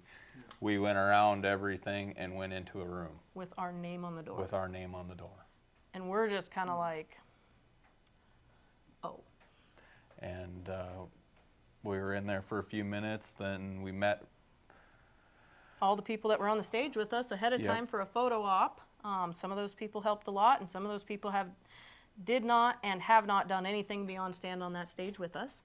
Went out for the press relief That conference. Hour Yeah, it was, long. we did not know we got to speak, but I had not been able to speak for a year, and so when they said you could speak, by golly, I was going to say something. So that was just off the cuff that day, other than my list of people to thank. And then after that, we ate in the basement of the USDA building and kind of regrouped a little bit. Yeah, yeah. And it was dead down there, thank goodness, so our kids kind of got to run around. And then Was the silver case still illuminate, like in the back of your head? Yep. And then I am friends with the Public Lands Council Executive Director, Caitlin Glover, and she's one of the people that helped us, and she's based in D.C. And so when we were going out there Monday, I call her, and I'm like, there are like 4 people we'd like to meet while we're out there, and you're one of them. You know, can we meet you? And she goes, Heather, you want me to set up all of them for you? Which, bless her heart. So she gathered us up, and she had set up meetings with Every person that really helped us, Yeah. that was on the stage with us. We went and had one-on-ones Yeah, with them. and bless her heart, and all of them. Senator Yep. Mike Round sat down with us, Representative Hageman sat down with us, Caitlin Glover sat down with us, and Karen Bud Phelan, who is a property rights attorney that has taken a position with the Department of Interior under the Trump administration. And we met with all of them. And then Charles made a really big mistake the Monday when I was booking the plane tickets, in that he went outside. So I also booked us a day of sightseeing. And, oh, no, we have to back up. So we do all that, and then I tell everybody, I was like, we will do press, but it better be important. Like if the president calls, or Fox News, or, you know, everybody else, I'll happily talk with just about anybody, but let us get home and kind of get off of this. So we set up some press while we were there, and then they sent us to Fox News that night. So we have a very nice gentleman in a black SUV pick us up from our motel, drive us across town. We have no idea where we're going. We land at this random building, go in, and they will not let us upstairs because they had someone try to break into the studio like 10 days before. And apparently when you come out of western South Dakota and you land at the Fox studio in Washington, D.C., you do not look like their normal interviewee. Definitely, yeah. Finally get upstairs. Charles got makeup for the first time. This wonderful, wonderful black lady that in her mid-50s, I would say. It was not her first rodeo, thank goodness, because Charles was not a first rodeo client. And she looks up at him and is like, you are going to have makeup. And he's like, I am not, ma'am. And she's like, you are, sir. Sit. And we laughed about Charles after he left. And I said, well, makeup's not a regular part of his job. But the nicest crew of makeup people, like, just really put me at ease, just real people, you know, just wonderful where you find great people, right? Never had my makeup done for news in my life, and just the greatest group of people. Did Fox News. The next day we went to Mount Vernon and the zoo and came home, and most of the people on that stage, they thought that was it, that they'd solved our entire world by standing on that stage with us. And that's not true, because you cannot resolve an issue when you have a criminal case against you.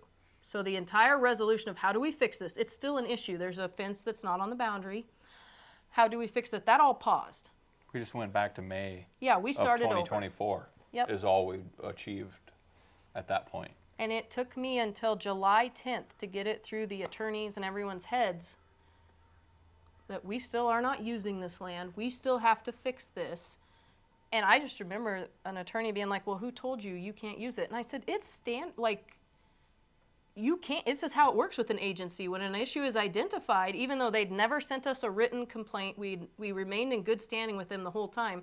They've now verbally addressed, and this has gone nationwide, that this is an issue. So we are still choosing to do the right thing here. And so it took longer to get that through to the people that stood on that stage with us than it took for them to originally bring the criminal charges against us. Finally get that through, and I have to say, I think Secretary Rollins is phenomenal. They finally got it to her, and when she found out, within days, she had a solution back to us they messed up the solution between her and us, and they didn't kick out to us what she told them to kick out to us as an offer. And instead of continuing existing practices, they kicked out to us that we could reseed to native grasses, basically what you would do after a fire. That got back to her. She furloughed a bunch of them that were involved in that process and kicked back to us a change to our grazing permit to allow us to continue existing practices until we reach a permanent solution. And by that process right there, I think she started to realize that there is so much corruption within her age or within her department. I mean, I don't know. That's when I got the feel that she maybe she already knew, but she definitely was zeroed in on the Forest Service that there was corruption there. There's things that need fixed, yeah. Issues that she needed to address. Yep. So by August, we got the ability to go back to managing it. It was a change to our current grazing permit is what we're running on currently. Yep. That allows us to continue existing practices, and then we have in that same process, when they did not kick out what they were supposed to us, we then went to working directly with the chief of the Forest Service and our regional forester out of Colorado on resolving it. And we are now in the process of hopefully utilizing the Small Tracts Act to purchase where this fence, the 25 acres. Yeah, to purchase the part where this pivot goes on to that his family has farmed for 114 years. And so their timeline says we should expect that the end of October to be completed. And then if that were to be completed, would that mean this is just all done or still ongoing? So that then resolves the issue with where it was at. We would still like some assurances from the government that we never face this again. There was a lot of wrong done to us unnecessarily. Special Agent Lunders identified a lot of things throughout our entire allotment that he could target us on in the future. And the fact that what happened to us makes us very much believe that is plausible, be it him or somebody else in the future. So when we get done with that, we do hope to work with the government in terms of like resolving the case brought against us in a way that ensures we do not have to ever face persecution by the government again related to our Forest Service allotment. And so we will address that once we get through this. This, on the personal note, this is the most important because my goal was that he is on the land, right? That they unnecessarily removed him. They refused to work with us. They bypassed all their own things. Like I said, we've never received a written notice that we were in wrong in any way. But back to, that's very important to him and who he is. And so personally, that's the most important part, what we're doing right now, that we resolve this so that we can continue our life. But from just a professional looking at the whole big picture, I think you have to have some assurances when you face something like this. You can't stop there. Absolutely. You have to continue on. And they have been I've had very good conversations with the chief of the Forest Service on that and explained it to him and where I was coming from, and it was a good conversation. So I don't have any reason to doubt we're working that way. But we're, for now, focused on what is most important personally and actually resolving the issue. And they are too. Yeah. We have no reason to doubt that they aren't, but you're hopeful, but you're also just hesitant to believe everything, you know? Absolutely. Like they haven't given us any reason not to, but so we're focusing on that. Then we will transition over to how do we... Well, and they, agencies, period, love to set precedents so they can use it further. And that is exactly the way we feel too, is we would love to set a precedence for our people in our position to use later too. And for them to use to work with people. They act like it is incredibly difficult to work through this with us. And it shouldn't be. Using their own system. Yep, it shouldn't be. And I think there are a lot of people within the agency that would very much benefit by some precedents that enables them to work proactively with the landowners versus negatively. Because there are good people that work in all of these agencies. You are not bad because of who you work for, in most cases. Yeah. And so we have heard that from people employed by government agencies, that they would really like a way and some precedents that is like we can work proactively with the landowners versus negatively. I feel like that's hard to. That's one of the, I don't know if it's follow the paper trail example, but like you're saying with the USDA, I mean, it's 100,000 employees. Right. So obviously there's a lot of good people, but there's going to be nefarious people there. It's any industry, there always will be. Always. Yep. And because I'm in complete agreement, I would be doing the same thing if I was in your shoes, to where if they have already tried this, they are very powerful and evil people. They don't stop. All it takes is Right. another election, and this table flips again. Yep. And we're right back to where we were, and not only us, others, because they have learned the process now too. Yep. And you brought up a really good point. A lot of people in society are very short term in the way they approach things anymore. That's just how our culture is overall. Yeah. We're not. Everything that we do, we are thinking about our children and, God willing, our grandchildren someday. And I would say Charles' family is especially good at that. That is part of the reason he's the 5th generation to own and operate this place. And so that's hard. It's hard to have these conversations with them. And they're like, oh, you're good. We're in it. And it's like, yeah, we've got 4 years of this administration if they're favorable to us. We hope to be here in 100 years, right? And we hope to never face this again, an unnecessary persecution of our family and our livelihood. And so that's how we are thinking about this. And you made a great point there. I feel like a lot of times we're the only people at the table thinking that way. Well, that's what I'm trying to help change. That's Yeah. why in my podcast I talk so much culturally too. It's because COVID really, I don't know, it's interesting. COVID woke up people about where their food came from, but then once everything came back to normal, a lot of people went back to normal and then forgot it all. Yep. And again, that's why I'm so trying to get to the consumers of actually visiting a farm and having a relationship, because then you talk with them and try to understand how long it takes to produce food. And then to me, that just snowballs your thinking and kind of slowly changing your perception of the long-term thinking.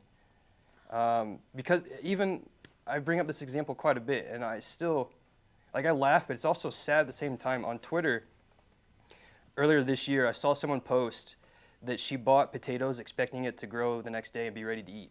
It had 330,000 likes. I was reading all kinds of comments saying, oh, I don't realize blueberry bushes take years or other things too. And it's just, that's how disconnected we are from our food as a society.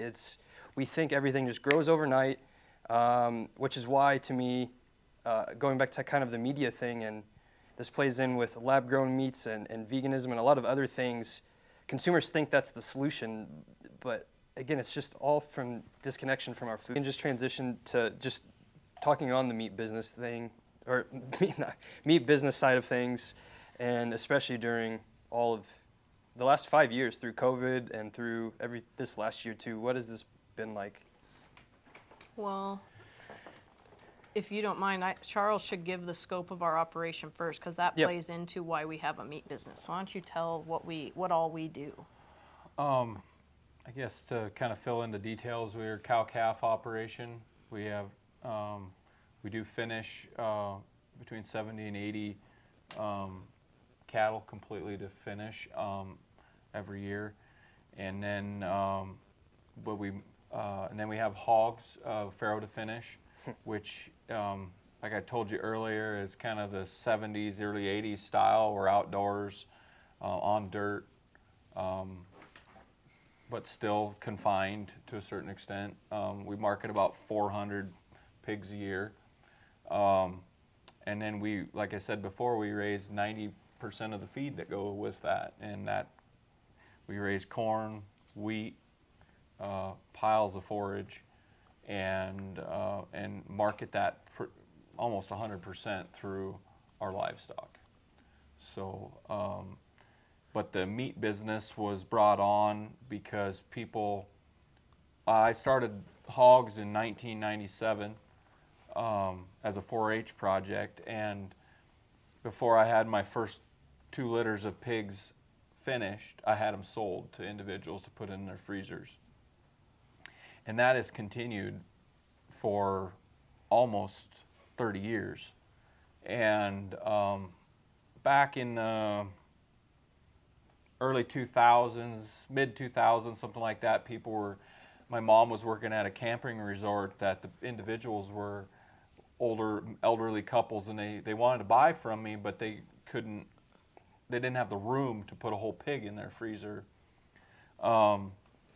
So I started getting hogs processed into retail, like cuts or bundles or whatever, and selling it to those people. And then after we were married, we started marketing instead of wholes and halves hogs. We went to in 2017, 18, 17, we started a full line of retail pork and beef, and we had been finishing beef prior to that too. That kind of started as I was in college, I guess, finishing beef and selling them. And I'll let Heather take it from there. Well, we had our son in 2015, and he didn't sleep. And so at that time, we decided perhaps we could start building up the hog retail business a little bit more. So that's when I quit largely back down from my journalism business I had created. And then, as Charles said, this is actually the beginning of our 9th year in October right now, of selling a full retail lineup of beef and pork. We tried the Black Hills Farmers Market in 2018, and we were just going to do pork because we thought the beef market in western South Dakota would be pretty saturated. Found out that the grain-finished beef market is not saturated. There's a huge demand. We shoot for the high choice, low prime, quality grade, grain-finished. We're in it for the really high quality beef. And pork. And pork. Yep. A lot of the other people, when we started, were doing the grass-finished, so a different type of product. Mm-hmm. So this kind of went along as a nice little part-time job until COVID hit. And in March of 2020, our farmers market, they took the very much, they couldn't decide what to do, so they were jumping around through all of these hoops into what the government was suggesting you do in response to COVID.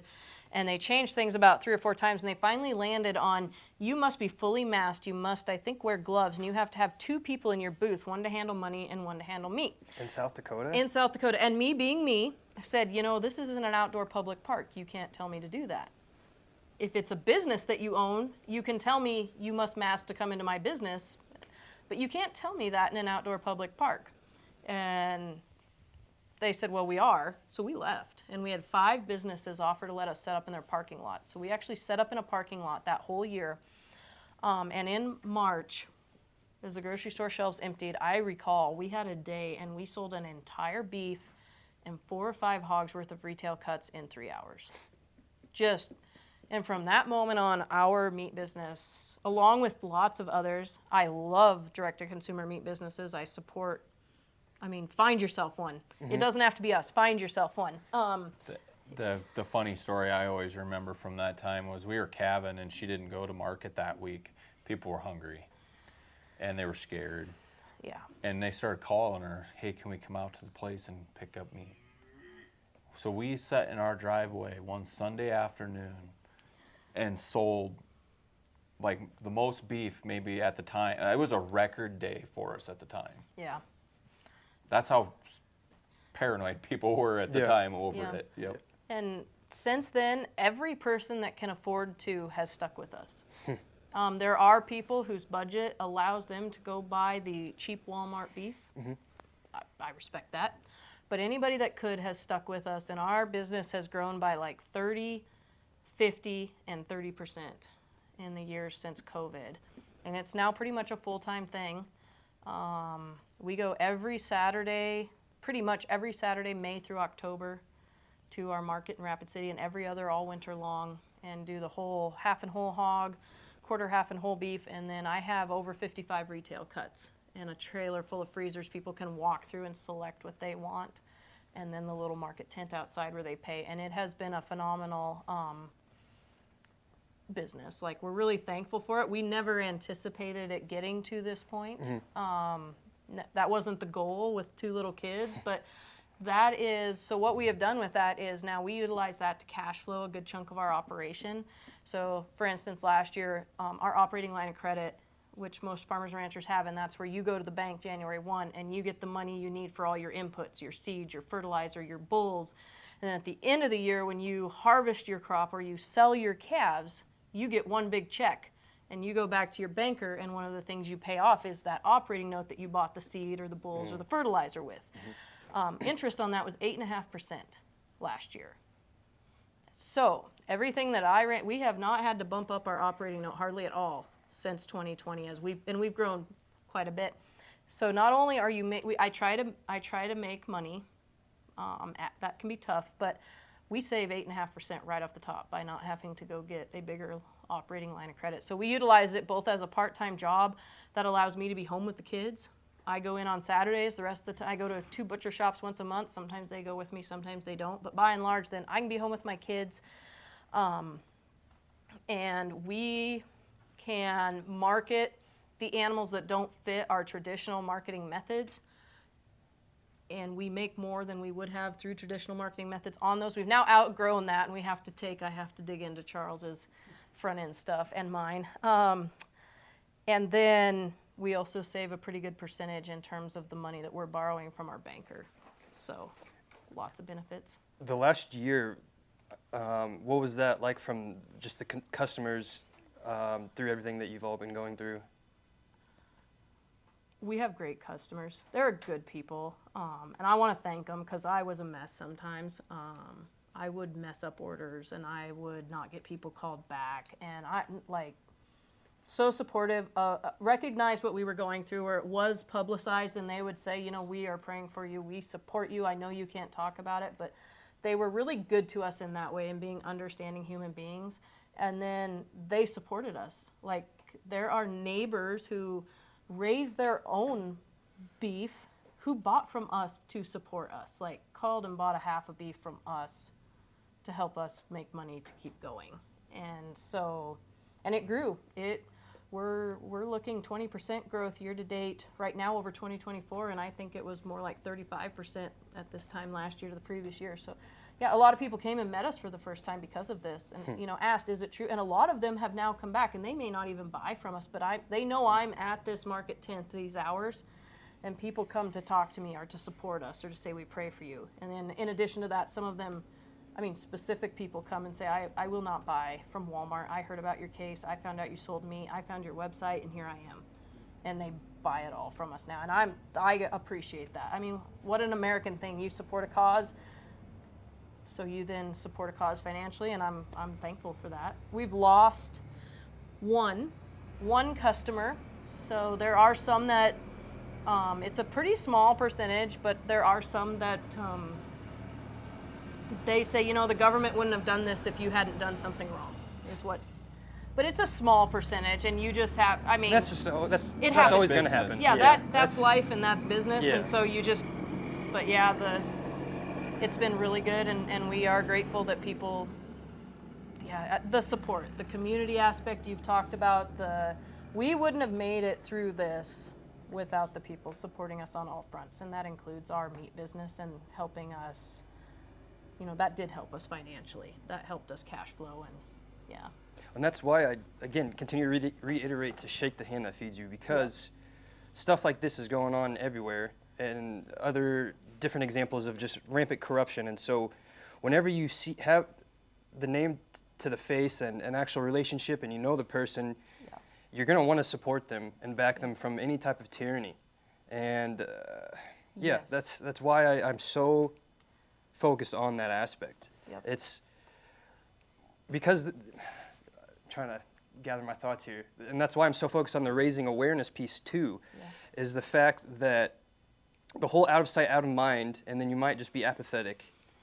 And because I read all the comments of posts I share online, and, you know, have conversations, there's a lot of wonderful people, but then there's so many people that I will read their comments, and I know for a fact they've never talked to a farmer or visited a farmer, and they just lash out, and it angers me, but then it also just saddens me, because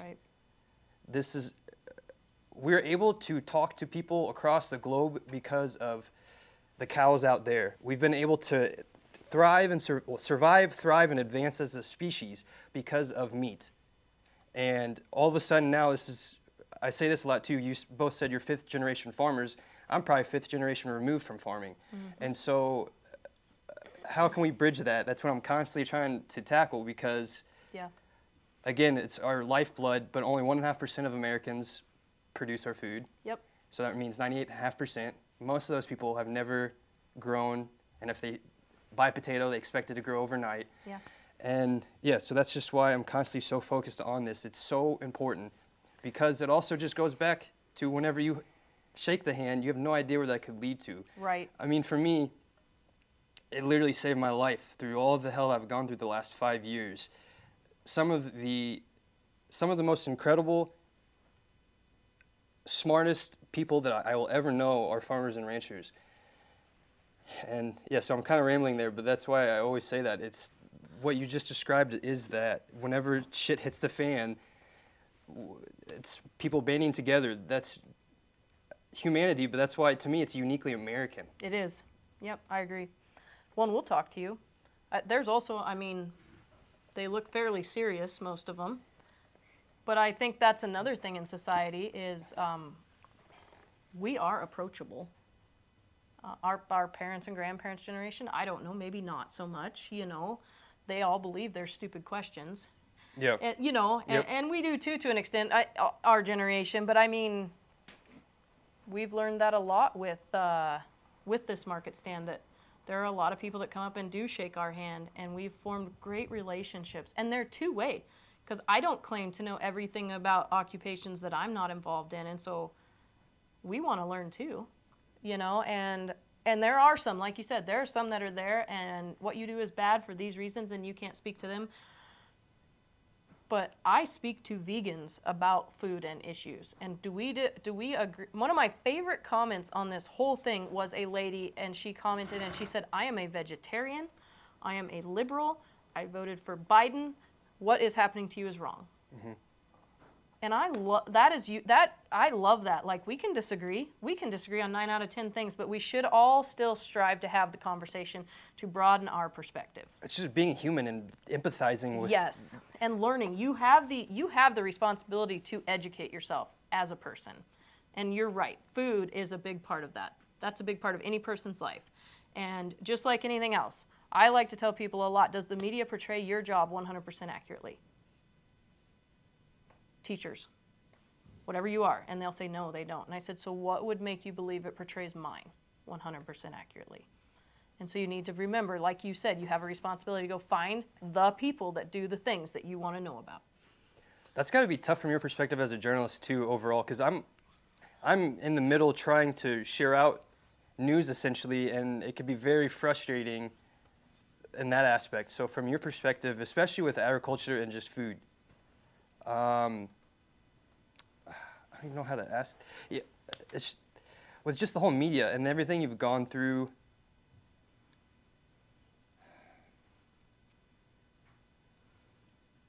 I guess how I don't even know what to ask with the whole journalism aspect and just how the whole media. Because I'm wearing a Make Milk Raw Again hat, and the media has just gaslit us so much on the history of it all. And that's just one singular example of food and just agriculture. For you, Heather, from the journalism background, and just how media is as a whole, because it's, like you're saying, with any industry, it does not portray it to its true truth at all, and for a lot of reasons. But I notice this especially with agriculture and our food. Again, I'm wearing a Make Milk Raw Again hat, and raw milk is just constantly under attack with so much gaslighting. Mm-hmm. From your perspective, how can we even push back to that in an industry that's already where most are out of sight, out of mind? Mm-hmm. And then I guess also, especially whenever all the news and their truth comes from the media too. Yes. They don't ever go to farm or ranch. I think you're accurate that it's a huge issue. Like you said, the vast majority of people in the media, first of all, probably don't have any firsthand experience with what they're covering when it comes to agriculture.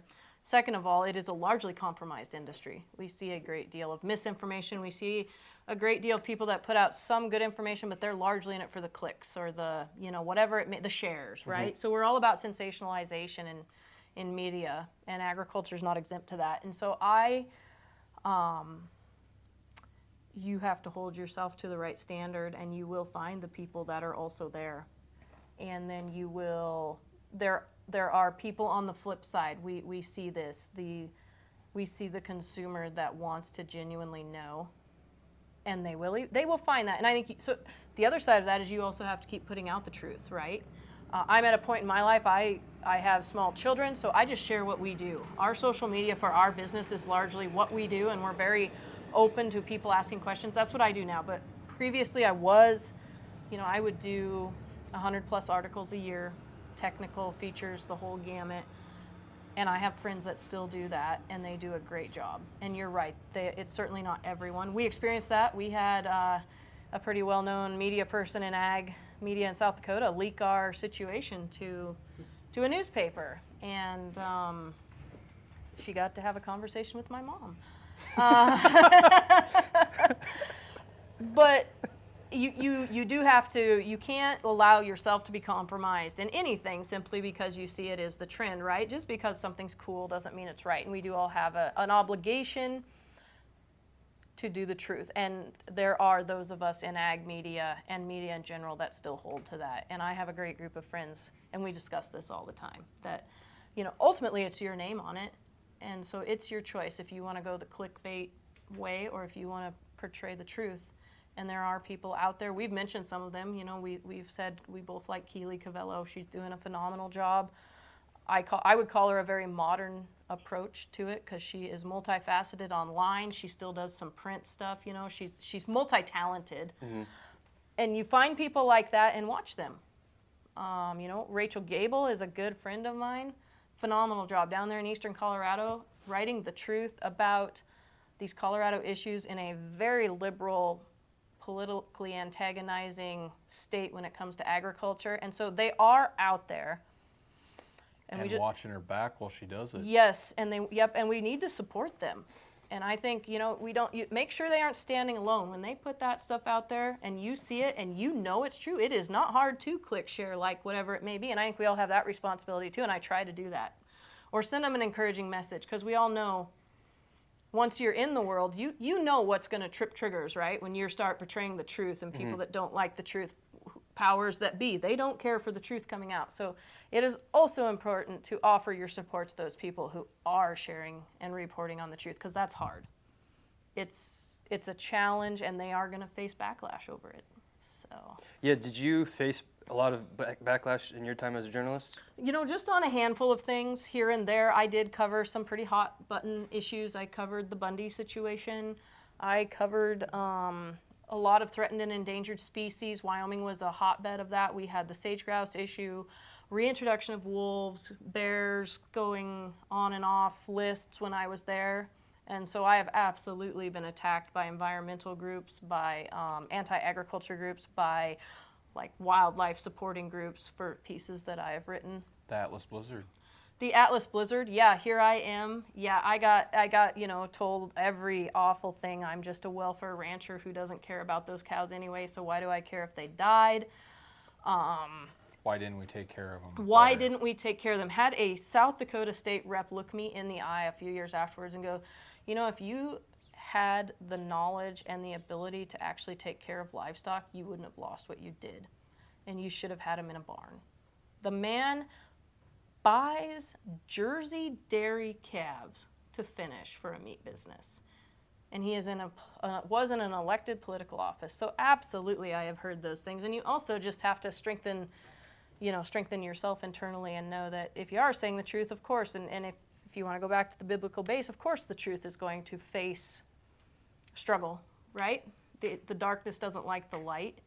And we always hear those in the context of spiritual things, but I think that's universal. When you're sharing the truth and you are trying to be an honest, forthright person, regardless of what it is, you're going to face backlash. Oh, yeah. So, yes. That, again, goes, evil does not stop, does not care. Yeah. It really does not at all. No, but yeah, I've been called awful things.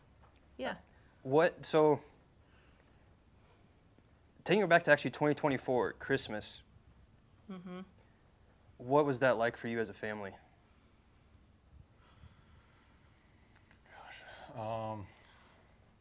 Well, it was really quiet at the time because we kind of, with the election, I put a whole nother spin on Christmas. I mean, that was a Christmas that came early, I guess, was the Trump getting voted in. Because you assumed it would be different. You knew it. You Especially had from an to agriculture change. standpoint. Oh, Right. That's what a lot of people that might not, if you look into the Biden administration from an agriculture standpoint, yeah, no, I was never, ever going to vote that way.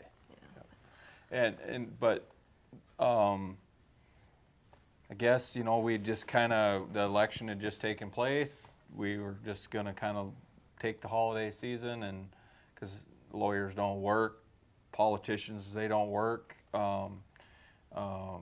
We just enjoyed it with our families, I guess, and I guess you wouldn't have really called it anything different than normal. We worked really hard to keep it normal for our kids. I read that you want to continue to do make sure that you are doing the normal things. So we got the live tree. We normally go over to my family's place in northeastern Wyoming and get a tree. We couldn't do that. So we went to our local greenhouse and got a live tree. So that was normal. We put up all of our decorations. We tried really hard to keep that really normal and make the time to do all the things that we would normally do. Yeah. Do you think growing up on a ranch paired with having a faith in God built your resiliency to where you're at now? Oh yeah, you bet. Because that's why I also, again, talk on like the human aspect of majority of our history, we've been connected to our food and the land. Yep. And now we're so disconnected from that. But then also for a lot of people, I had a very easy upbringing.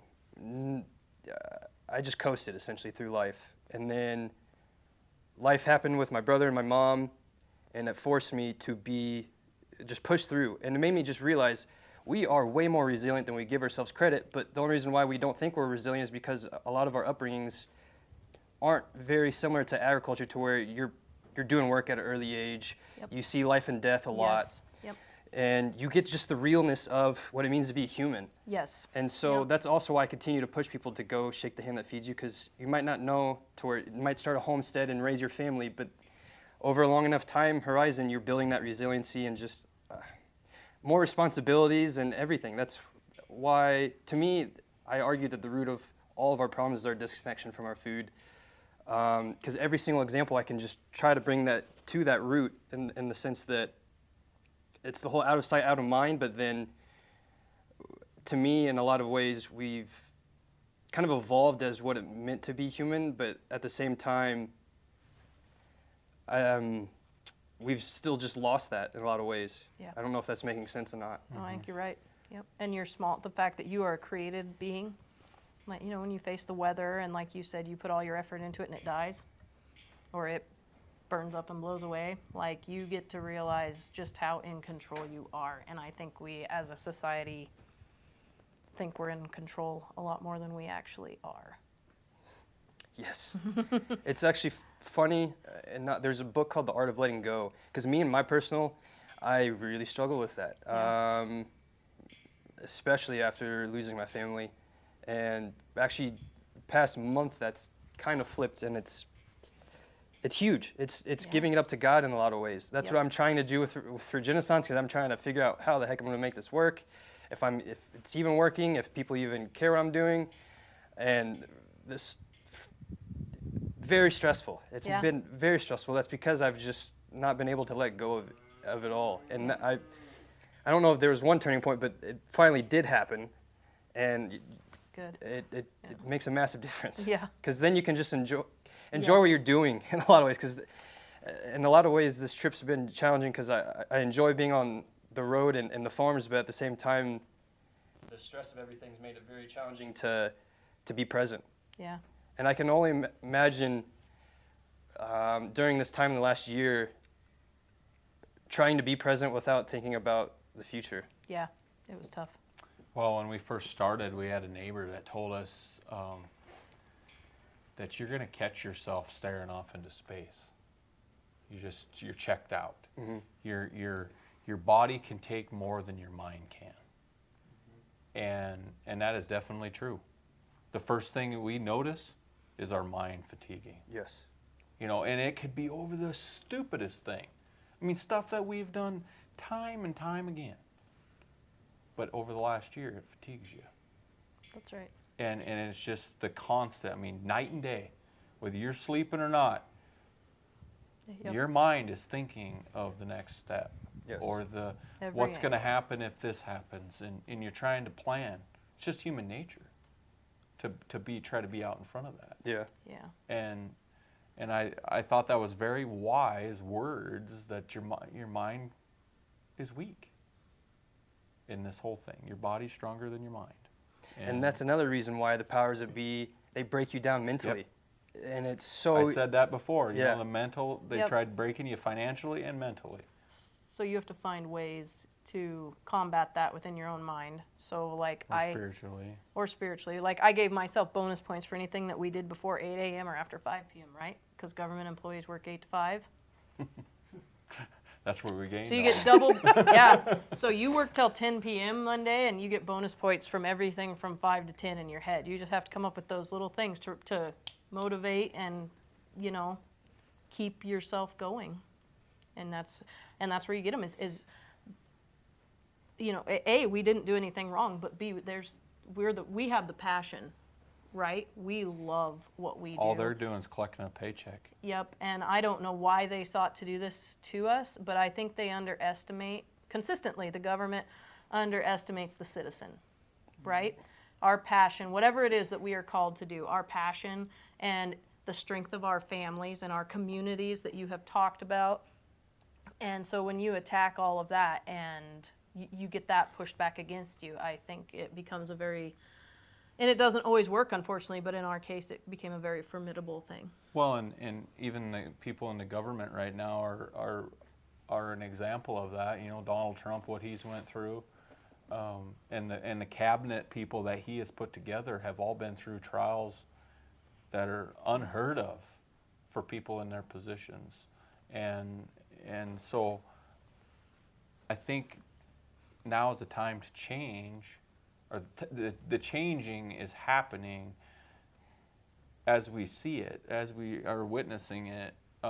Those people that are in power and trying to move this ball the right direction, whether it's actually to fix some of the problems so people can witness where their food is growing, or not having deals like ours happen to, you know, Protecting a family Yeah. and children. right, and so I think it's happening on a way larger scale than we give it credit for right now, and That makes us optimistic.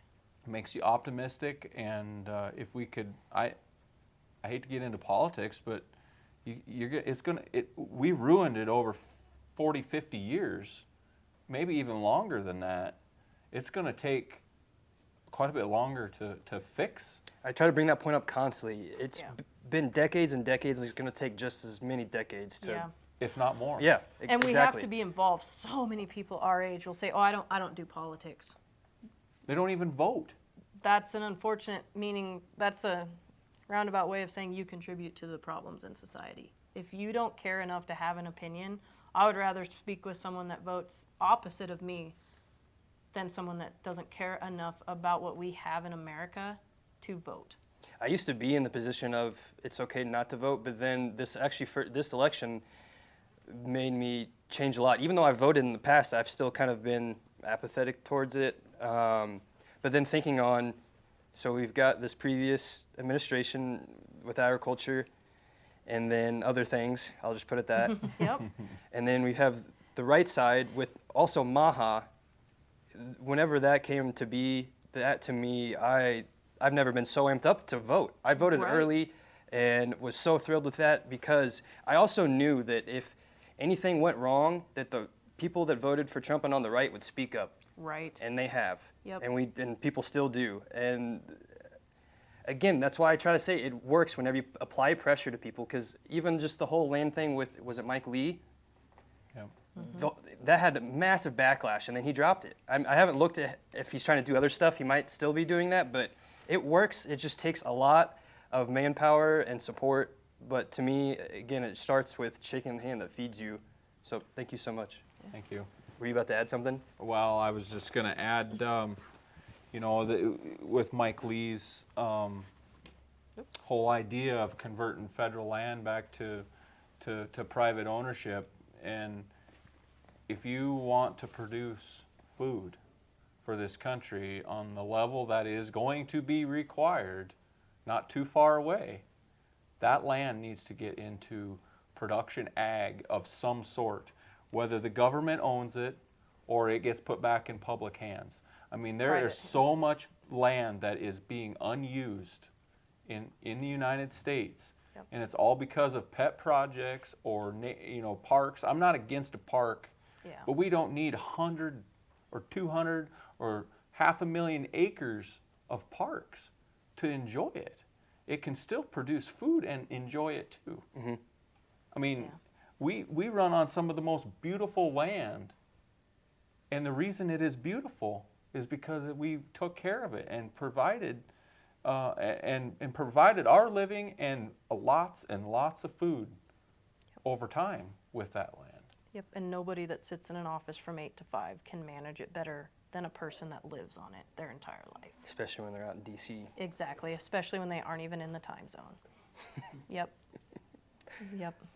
Okay, we'll quit. Well, thank you. This was Well, we great. don't have to. By golly, what's next? We got Heather Prime now. Welcome to the Regenaissance Podcast. I'm your host, Ryan Griggs. Visit www.theregenaissance.co to learn more.